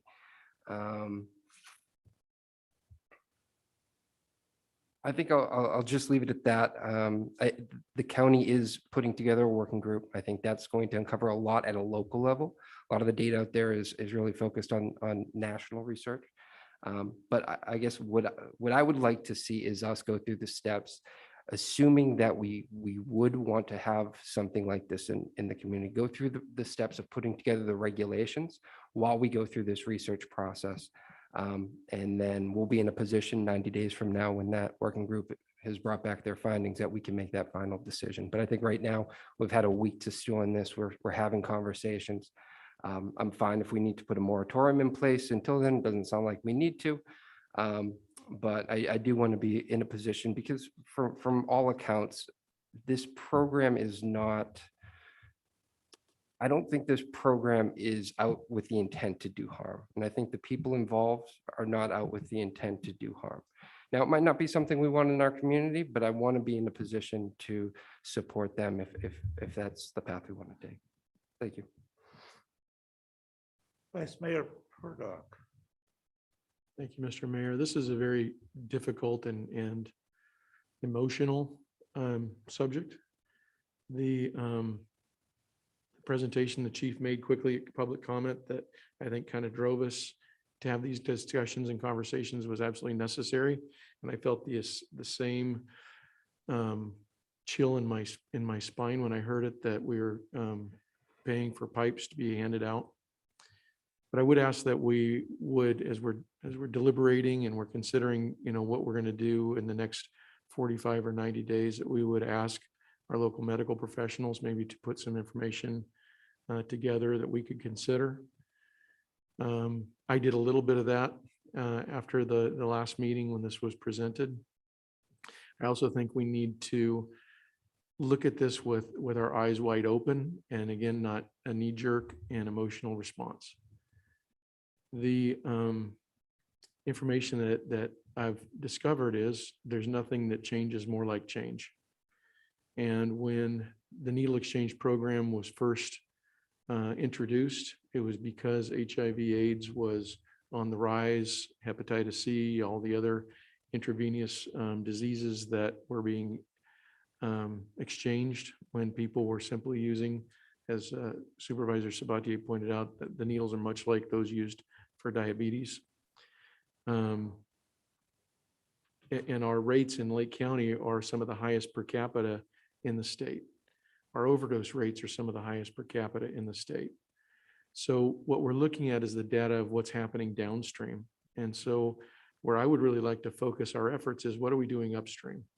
And that is, we've started through Hope Rising Lake County, gone to our medical providers, our doctors, and shared with them the strict new legal guidelines for opioid prescriptions and reduced those prescriptions dramatically in the high 90s. So there's other treatments and other things that can be done, because when those opioids first came out, they were the miracle drug. They were sold that way. And many of our people, I think, that are suffering with addiction now started that addiction through legally prescribed medications. There's a lot of families and mothers, fathers, sons, daughters that are struggling with addiction right now that I think have fallen victim to that. So when we look at that, what can we do in Lake County? We need to bring in a medical detox provider. There are those out there in our community who would like to come in, and that is at the county level. So I'm hoping Mr. Sabatier is still listening in and can help to facilitate that and work with our behavioral health director, Todd Metcalf, in order to facilitate that, because there's nothing more necessary in Lake County than not just one, but I think multiple medical detox providers that can actually get ahead of this program and provide those remedies to people who want to quit. People mentioned going to jail and the fact that jail and incarceration, that incarceration for a period of time can help people to detox and find recovery. Please ask Chief White about this, or any other law enforcement officer. Those days are gone after Prop 47 and Prop 57 have been passed. And now that is simply an item that can be cited out on the street. And I think that's another issue. So as somebody pointed out, what do we do? Well, we need to vote our conscience, and we need to know what it is we're voting for. The voters of California voted these propositions and measures in that took the legs out from underneath law enforcement, and with SB 109 put state prisoners in our county jails, so they can't even book people for felonies today. It's a whole nother item. So that leaves us with these folks who are struggling with addiction on our street. What I found when I talked to some people at our local hospital is what happens when people are using these needles intravenously and intramuscular, it's creating significant abscesses. The drugs in the streets today are significantly worse, I suppose, for lack of a better term, than what we saw 10 years ago. And there are significant injuries coming in, which increase ED emergency department visits, increase inpatient stays. So your family members can't have a bed because we've got someone with a huge abscess or infection or other problem that is occupying that bed at the hospital. So why the glass pipes? People, when they step down, and that's what they call it, when you're stepping down from IV drug use to smoking, the high isn't as good, it isn't as immediate, but it is a beginning for treatment when you're stepping down and accepting a pipe instead of a needle. These are some of the things that were shared with me over this past couple of weeks. Made me think I need more data and more information on this. I'd like to see what is happening and what was the purpose behind this change for providing people with glass smoking pipes. And that was it.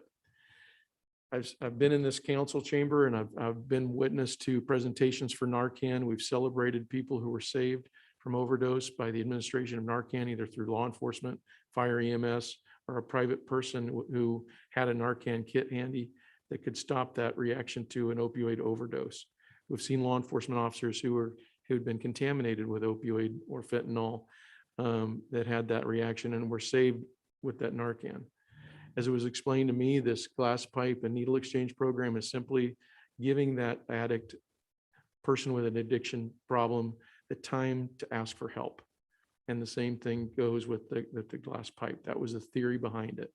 I share this with you simply to share the information that I've learned on the subject and ask that we look at this maybe through a different lens and consider that that is somebody's son, daughter, child with those addiction issues, and how we can come together as a community to better serve our community that way. Do I like to find needles out there? Absolutely not. Have I been come close to sticking myself in other professional capacities? Absolutely. It's not something that I like or enjoy, but I do need to look at this from the human side of things and how we can approach that in that manner. And I guess I'll leave it there, Mr. Mayor. I have similar sentiments as Mr. Claffey and the Vice Mayor here. There is a human aspect to this. I don't think we need to act too hastily before we really understand all the different nuances of this issue.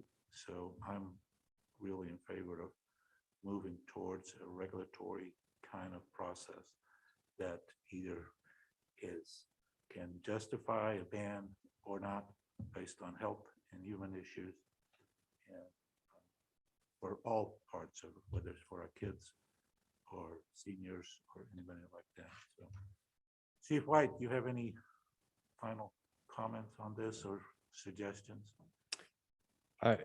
Certainly. So obviously a lot to this issue. I think just by the conversations that are had, the public testimony, I think a lot of good points raised. And ultimately, I'm not really here to tell you to go one way or another. I think that it's a community issue. It's not a law issue. It's not a neighborhood issue. It's not a public health issue solely in any one of those. It's all the above. I think that as a governing body, and as government, the ultimate role is to protect the public. And we hear talking about protecting a group of individuals, protecting the public at large, the youth, that sort of thing. I think that all has to be considered. Clearly, I think the whole topic is controversial. We've heard a lot of information. One thing I did want to offer that we found, but again, there may be more research, is Hope Rising, which we all know who that is, publishes information regarding HIV, and they show that HIV has actually been on the rise during the same period of time that the program's been operating, and a significant increase in those who are living with HIV within the community. But I also offer the caution that correlation is not causation. That's like one of the #1 rules in statistics. I think the battery died. We need another mic. Here.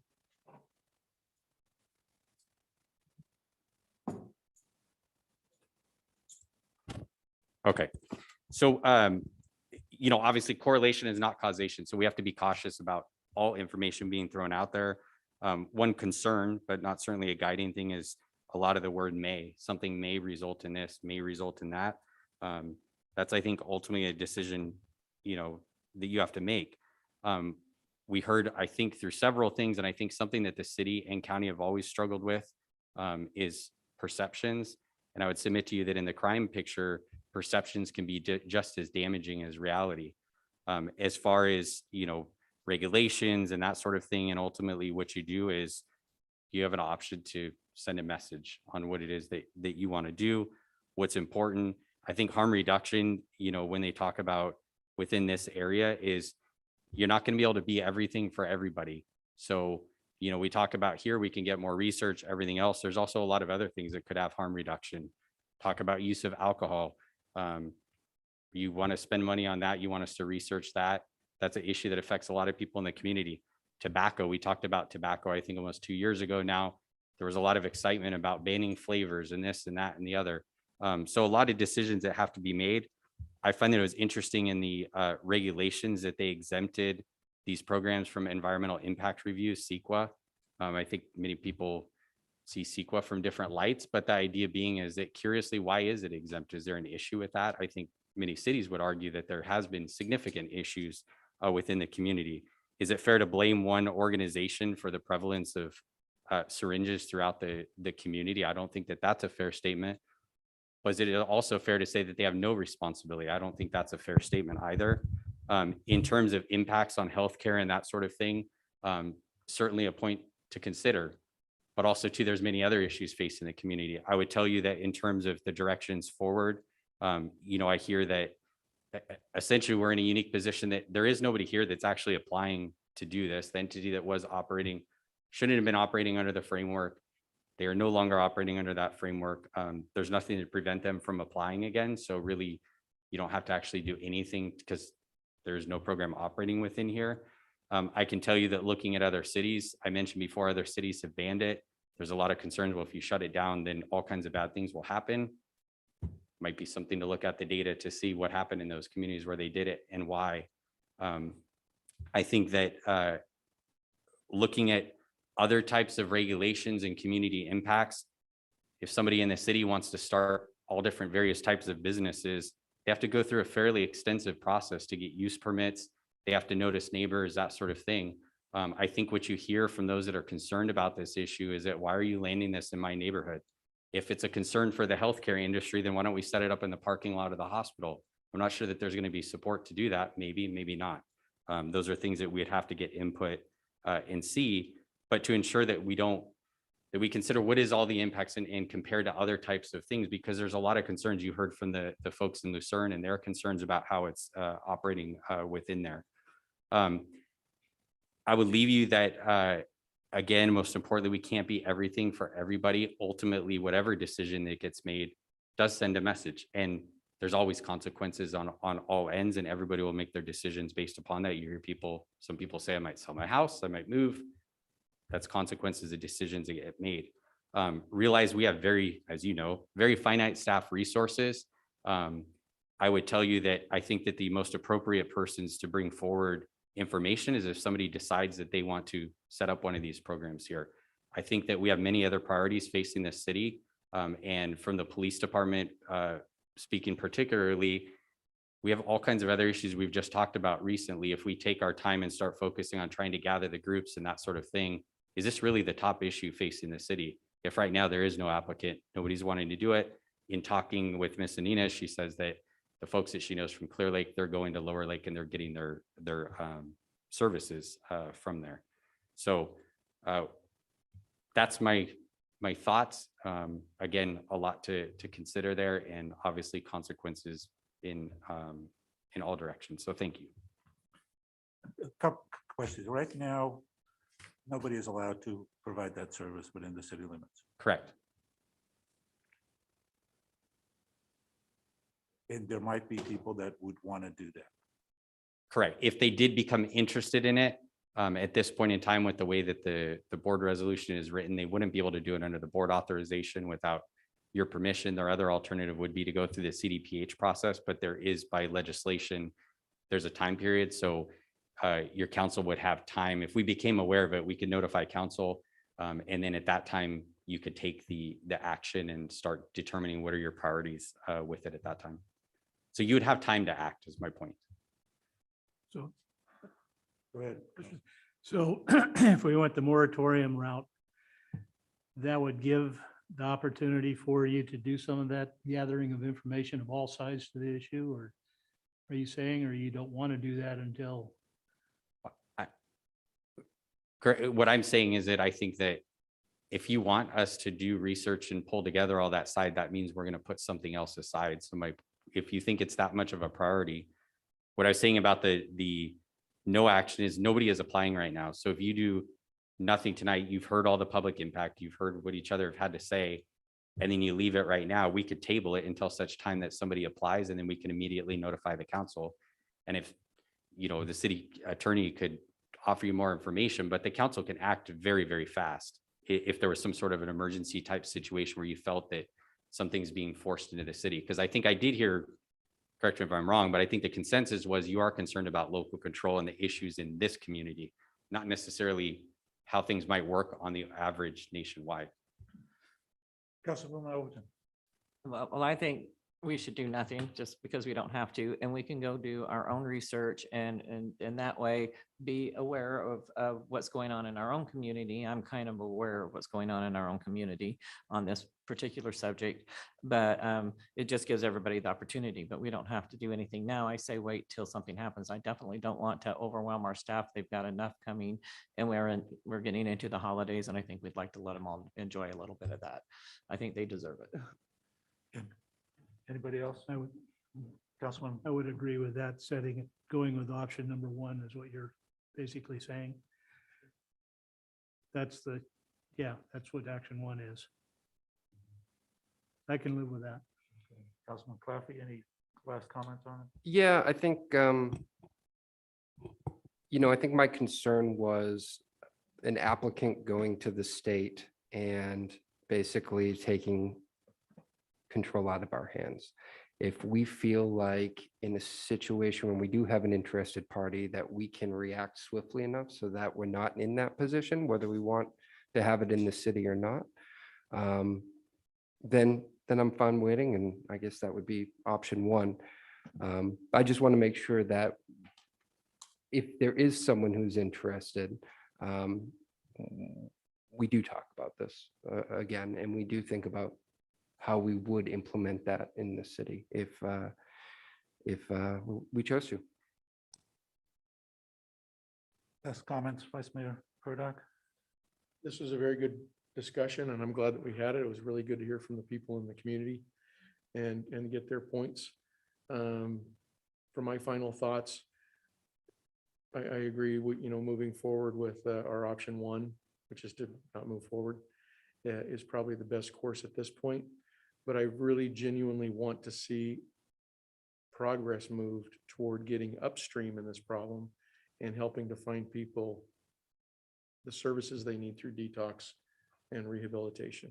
And that needs to come to Lake County years ago. I agree. And I think there might be one thing that we might be able to do is locate some boxes where people can drop off needles in some locations that this is. That was one of the things that when I went online, the drop boxes for needles was something that was helpful, regardless of the other action that we take with regard to APC or harm reduction. It's just a matter of who's going to put them out and who's going to maintain them. That's right. Okay, go ahead, Chief. Yeah, I definitely hear that. And at the staff level, the city manager, actually at our department head meeting, we were talking about this issue, and the public works director is actually looking into some options for boxes. Obviously have to be pretty rugged to survive some of the locations in the parks. One community used mailboxes, old federal mailboxes. They're built pretty strong. So the direction to staff is we would like to go with do nothing at this point, and if there is an applicant that goes through the CDPH, we'll deal with it at that point. Understood. But the current law is there is no sales of either those, or get handouts of those two items, the syringes and the glassware within the city of Clearlake. Correct. Make sure that everybody knows that. Anybody else? This is it, Adam. Thank you. So hopefully this staff has got the direction they're looking Yeah, for. Mr. Mayor, if I could just add one brief follow-up comment. I think, there's obviously from both sort of sides of the issue, the interest in gathering more information. I think the opportunity exists based on the Board of Supervisors' decision that they're planning on moving forward with the process to do just that. And so just as a comment, I think, we will probably coordinate with Supervisor Sabatier and how the city may be able to be involved in sort of that task force process over the next 90 days. And then I don't feel like we have to do our own separate research initiative at this point, but we can engage with what they're already doing. So. Mr. Flora, just, and I know you're very well aware of this, we have two supervisors that share our city jurisdictions. Please include Supervisor Simon, if possible. All right. We'll move on to the next item on the agenda, which. Huh?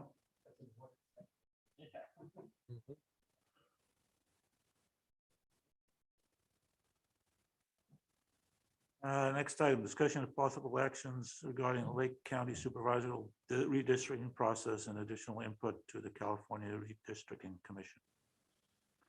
Yeah, thank you, Mr. Mayor, members of the council. So we've talked about the redistricting process a few times already, as you're aware.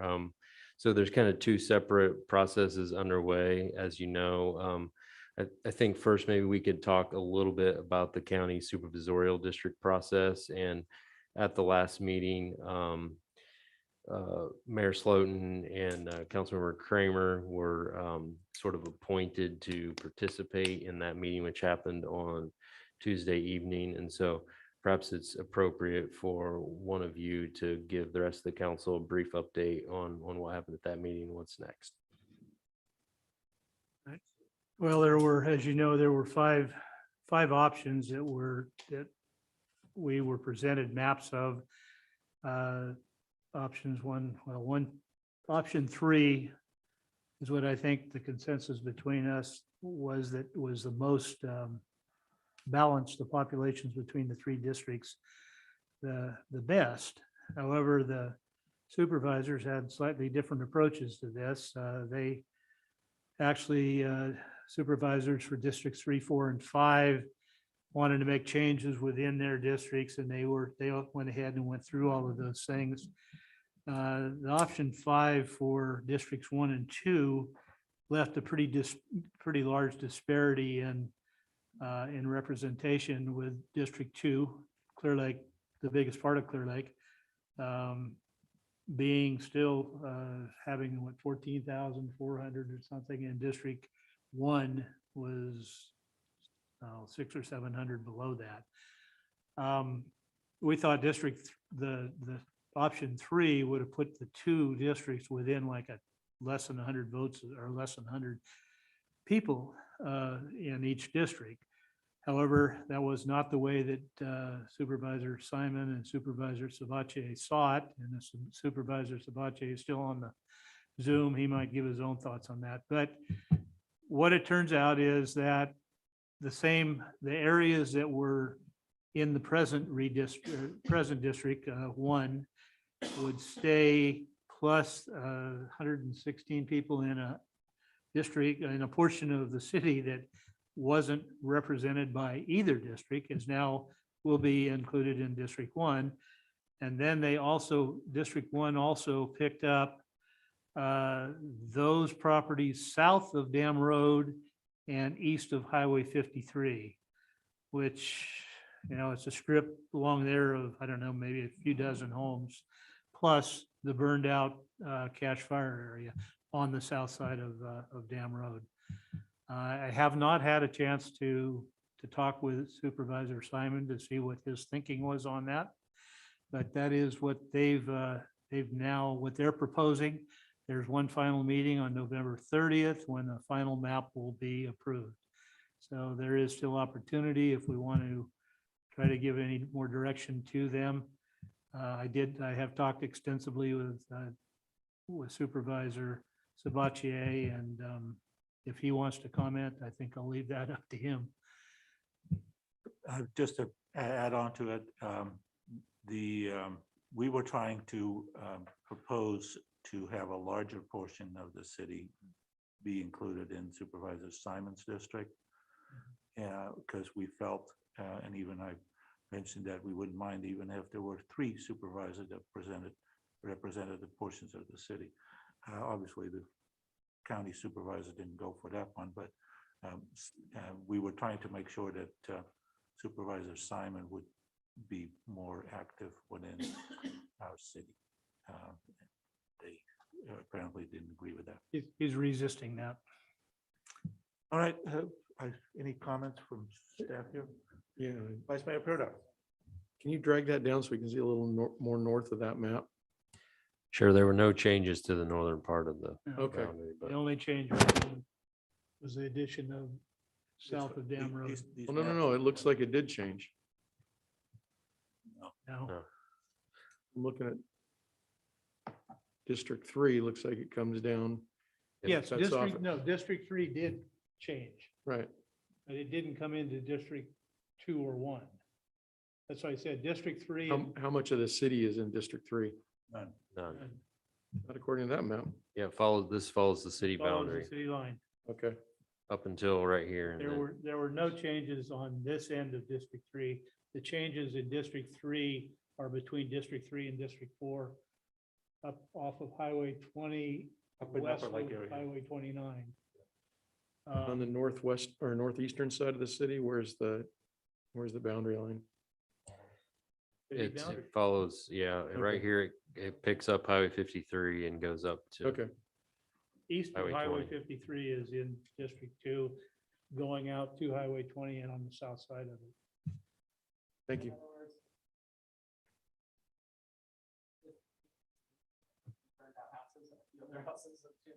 Pretty, yeah, kind of, sort of. I think they picked up also a small census tract east of Old 53, if I remember right. I don't know if you can see that on their map. Their maps are pretty hard to read, by the way. Anyway, I think they picked up one small little census tract. They did, right about where the pointer is. But it was very minor. This is Redbud Park, just for context. At the end, we can comment and make suggestions, but it's their decision anyway. So. Right. We spoke to no avail. Well, I appreciate you guys going. Thank you very much. Any changes for the state and federal? Okay, yeah, so if there's no comments related to the supervisorial district, so earlier this week, Tuesday or Wednesday, I guess it was, I just saw them this afternoon, but there were some new visualizations that were shared for congressional, Senate, and Assembly. So if you would like, I'll just kind of try to put those up real quick and we could go through them. There were significant shifts in Lake County. So hopefully our efforts in communication weren't for vain. Well, they definitely heard the comments, apparently. We'll see. Maybe this one will be the easiest to kind of see. So this is the congressional districts. You see, we were in the coastal district with the first visualization. This now includes all of Lake County with pretty much all of Napa County, a little bit of Solano, and then Marin County.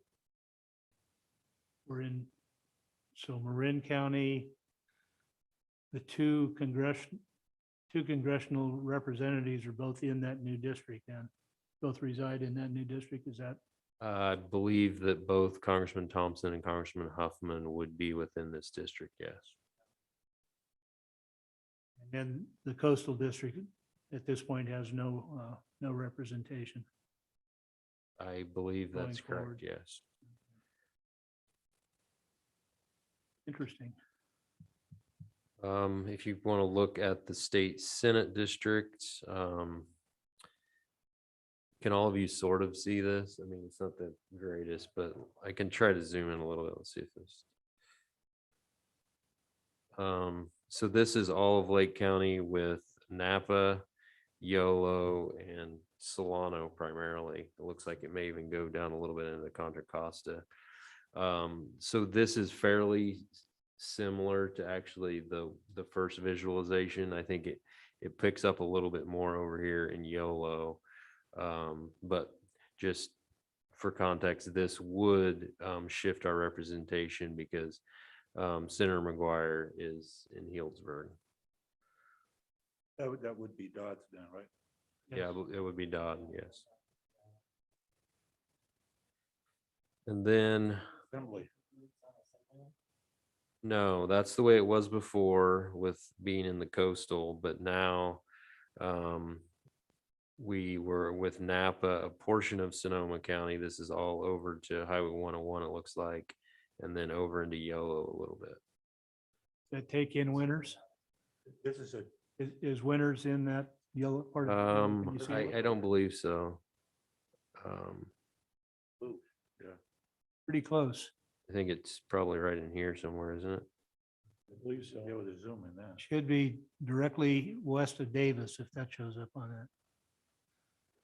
Yeah, that is still, Winters is still in it. Huh. We still have Eglin Curry. Yeah. The first map that they put out was gonna be Woods, was gonna be representative. Right. Yeah, so this, all of these for sure are like really connecting us with particularly Napa, and then there's kind of some overflow from there. So, you know, regardless of the current representatives, the comments about connecting us with Napa seem to have been heard. So at this point, there's still time for the council to provide input. The Board of Supervisors sent a letter, as you know, opposing the first set of visualizations. Clearly that had an impact on the commission. You know, there's a few ways you could go. You could do nothing. We could, you know, there's an easy way for the community to provide input via the commission's website. And so hopefully all of you have had the chance to do that. And I think this is one situation where you really can vote early and often. So, and then if you decide as a council, you could also send an additional official correspondence to the commission if you would like to request any changes or even just support what's before you. Can I look again at the congressional district now? Sure. Latest one. Appreciate you having those maps available, Mr. Flora. That was helpful. So Appreciate that them means emailing to me.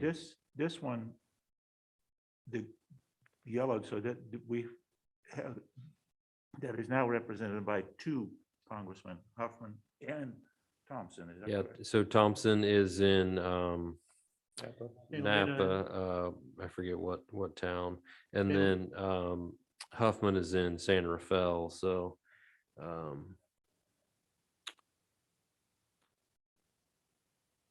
They have to, one of them is gonna lose out or move. yeah, I mean, well, with the first visualization, just as an example, we were in Hoffman's. really Huffman's congressional district, but San Rafael was not in that district either. So, I mean, that's the issue. I mean, you know, we lost population, we lost a congressional district. And so, you know, there's going to be that change somewhere throughout the state. So in this congressional map, does McGuire is in the green over there, right? Does he live in that Yes. district? Yeah. Actually, interestingly enough, with the three different things, if you look at them, McGuire would be, well, no, in the assembly district, he would be our representative, but the other two, he's in a district other than ours. So, yeah, I don't know if you're thinking into the future for McGuire's political aspirations, I'm but sure he does. he would not represent us as a congressional representative in this scenario. Okay. Did council have any more suggestions that we need to act upon or give direction? Yeah. Send in our If we sit back and take it. All right. I've done it a few times myself, so. All right.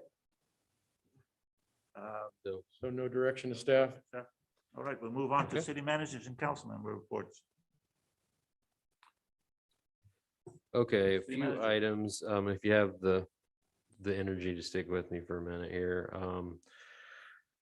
Melissa Swanson, our city clerk, is currently at a leadership academy at the College of Charleston, South Carolina, called Leading Edge.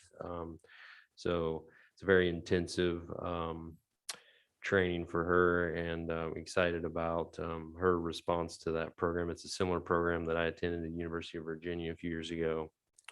And looking forward to the rest of our department heads initially attending that same academy. I want to remind the council and the public, the Burns Valley Sports Complex and Recreational Center workshop is next Monday, 3:30 to 5. So looking forward to having a lot of community input. We've had, I think, about 300 responses to the community survey that was put out earlier this week. So great response so far, a lot of interest in this project.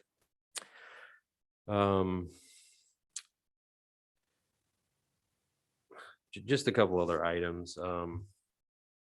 The DMV branch is open, as you probably know. I think they were kind of open softly there for a little bit, but I think earlier this week it was official. So that's nice to have that amenity back in our community. The Starbucks project is coming along. There's been a number of delays, but it sounds like certainly by mid-November, they should be open. The signs went up this week, so that was exciting. Those folks in the community that said they would only believe it when they saw it. You should drive by and take a look. Is it posted on our city website now? We haven't posted a picture, but we did take a couple of that. So, and then been working with the intent of submitting some recommendations to the county tax collector related to upcoming tax sale next year on a property. So we got a list via Supervisor Sabatier, and so working on some recommendations related to that. Are they shooting for how many properties on that tax sale, do you know? I'm not 100% sure. I know I'm not sure if they're planning on doing 2 sales again of 500 each, but I believe the goal is to do 1,000 next year, whether it's in 1 sale or 2. I think I mentioned this a few weeks ago. We have had a discussion with PG&E related to their undergrounding initiative. The CEO announced a month or so ago that they would like to underground, I believe, 10,000 miles throughout their area, which is great. We're still waiting to see specifics on what that means for the city of Clear Lake. We did have a meeting with them, give them a number of recommendations and requests to consider. And I'm going to give you some numbers, but this is, I think, subject to change still. And while they gave this to me listed as being the city of Clear Lake, it sounds like it may be city of Clear Lake and like immediately surrounding areas. And we're supposed to be getting some maps soon, but they have 4 miles of undergrounding work planned over the next 2 years, and 0.4 miles of overhead system hardening planned for this year, and 15.9 miles of overhead system hardening planned over 2022 and 2023. So we'll share the maps when we receive them from PG&E. And then kind of the final thing, it was requested at the last meeting by the mayor to have a little bit of an update on the sunflower. So I just wanted to we don't need any action from the council at this point. We wanted to kind of give you an update on where we are. So it's been 5 months since the current owner purchased the property. It's been 4 months since the council considered abatement of the property and decided to give the property owner time. No significant work has been completed on the property. Multiple contractors have been engaged. There was a new one engaged this week, which required us to pull permits that have been issued to that contractor. In fact, during the meeting, I heard from the property owner that probably the new contractor that was hired will probably be unhired. So I'm not sure where that leaves us. The property continues to be red tagged. Work continues to happen without permits on almost a weekly basis. The property is not in compliance with the vacant commercial property ordinance or the boarding ordinance. Continues to be unsecured and accessed by unauthorized individuals. As a result of that, the owner will be cited for non-compliance with all sections of the municipal code. And sort of as a tie into that, this is one of those projects that costs staff an inordinate amount of time because of the inability of the property owner to handle the project properly, and was actually brought up by one of the other commenters earlier, I believe actually Mr. Stewart. The Lakeshore Drive and Old Highway 53 gas station property is a very similar example of folks in our community trying to, we love that entrepreneurial spirit, but trying to do things that are really outside of what they have the ability to pull off. And that project, I think, will be near completion soon, but it required us to initiate daily fines for non-compliance with meeting use permit conditions to finally bring that project almost to conclusion. So with that, that's my report. All right, Councilman Kramer, I have no report. Councilman Claffey. I have nothing to report today. Thank you. I have a few things. One, we had our trunk or treat again, and it was fabulous, probably bigger and better. And the chief and some of the police officers came and joined us, and I mean, it was great. Everybody really contributed. I really want to thank Andrew from Foods Etc. because he give us the candy at cost. And I want to thank the Cannabis Association for donating. They donated $3,000. Well, we ended up not using the whole $3,000, but they've been generous to let us carry it on to Thanksgiving Day. The actual day, we're going to have a community dinner again back down at the senior center or community center. So we'll be hosting that again. And so this money will just move forward to that. And if we don't use it then we'll move it forward to something for Christmas. So they've been generous. It was great. The whole community was great. We went out and they donated candy and money, and we were able to really have a really big event, and nobody ran out of candy. We were giving it away. So we had a great time. So I want to thank everybody who participated. I think it was the biggest one we've had yet. So I think it just gets bigger and better every year. No incidents have we ever had at any of ours, which makes me very happy to know that this is an event that we put on for our kids and our families, and that so far in 7 years, we have not had any incidents. I've had one where I asked to have somebody walk away with their marijuana, but that's about it. So no harms. No police had to be called. So it was great. We have the lowering of the flag that the Park Study Club pays for, and on November the 15th. So hopefully everybody is there for that. And I want to announce that the senior center, we are back serving lunch. We are open to the public again. So we're kind of doing it safe and softly. So I haven't really, this is my first actual announcement of it. So we've been open all this week. Went very well. Everybody's been very good about it. So I think we're good. I think our seniors were just ready to get out and get going. So don't forget that this year with our Christmas parade, we're also having our Christmas festival. So I'm excited to see that addition to our Christmas parade. So we are looking for donations to help make that bigger and better also. So if anybody would like to donate, just give me a call and I'll put you in contact with them. Thank you. Vice Mayor Proto. Thank you, Mr. Mayor.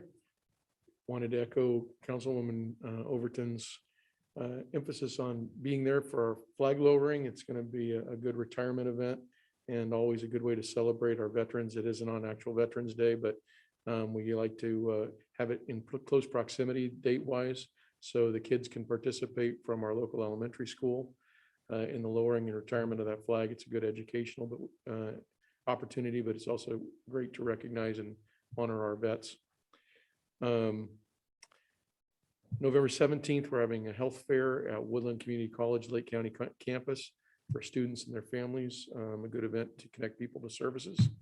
Looking forward to that. And other than that, Mr. Mayor, that concludes my report. All right.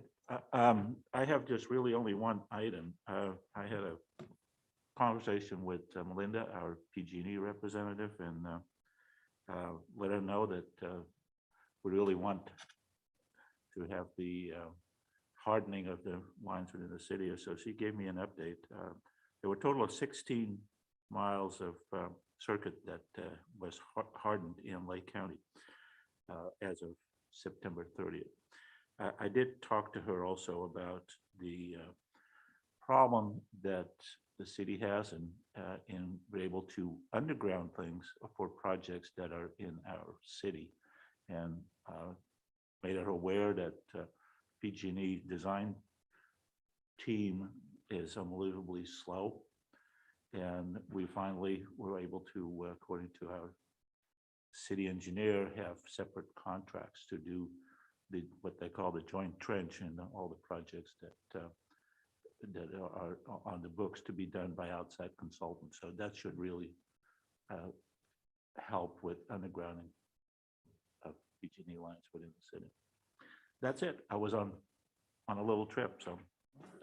I just wanted to, now I forgot, and I wanted to thank Councilwoman Overton for what she did and does on the trunk or treat Yes. event. That's a great event, and you put a lot of hard work into it, and I thank you for it. Well, thank you, but I am looking for somebody to take this over. You're Not doing a doing wonderful job. All right. Any do-overs? If not,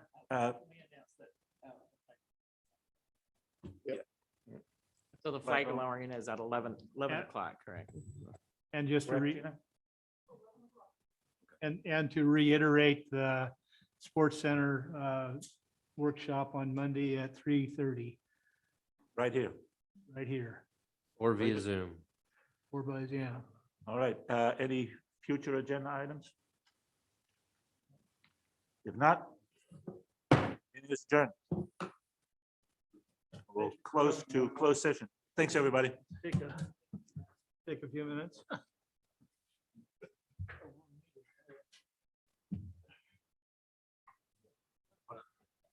Maybe you can ask like Jim Schultz. I need water.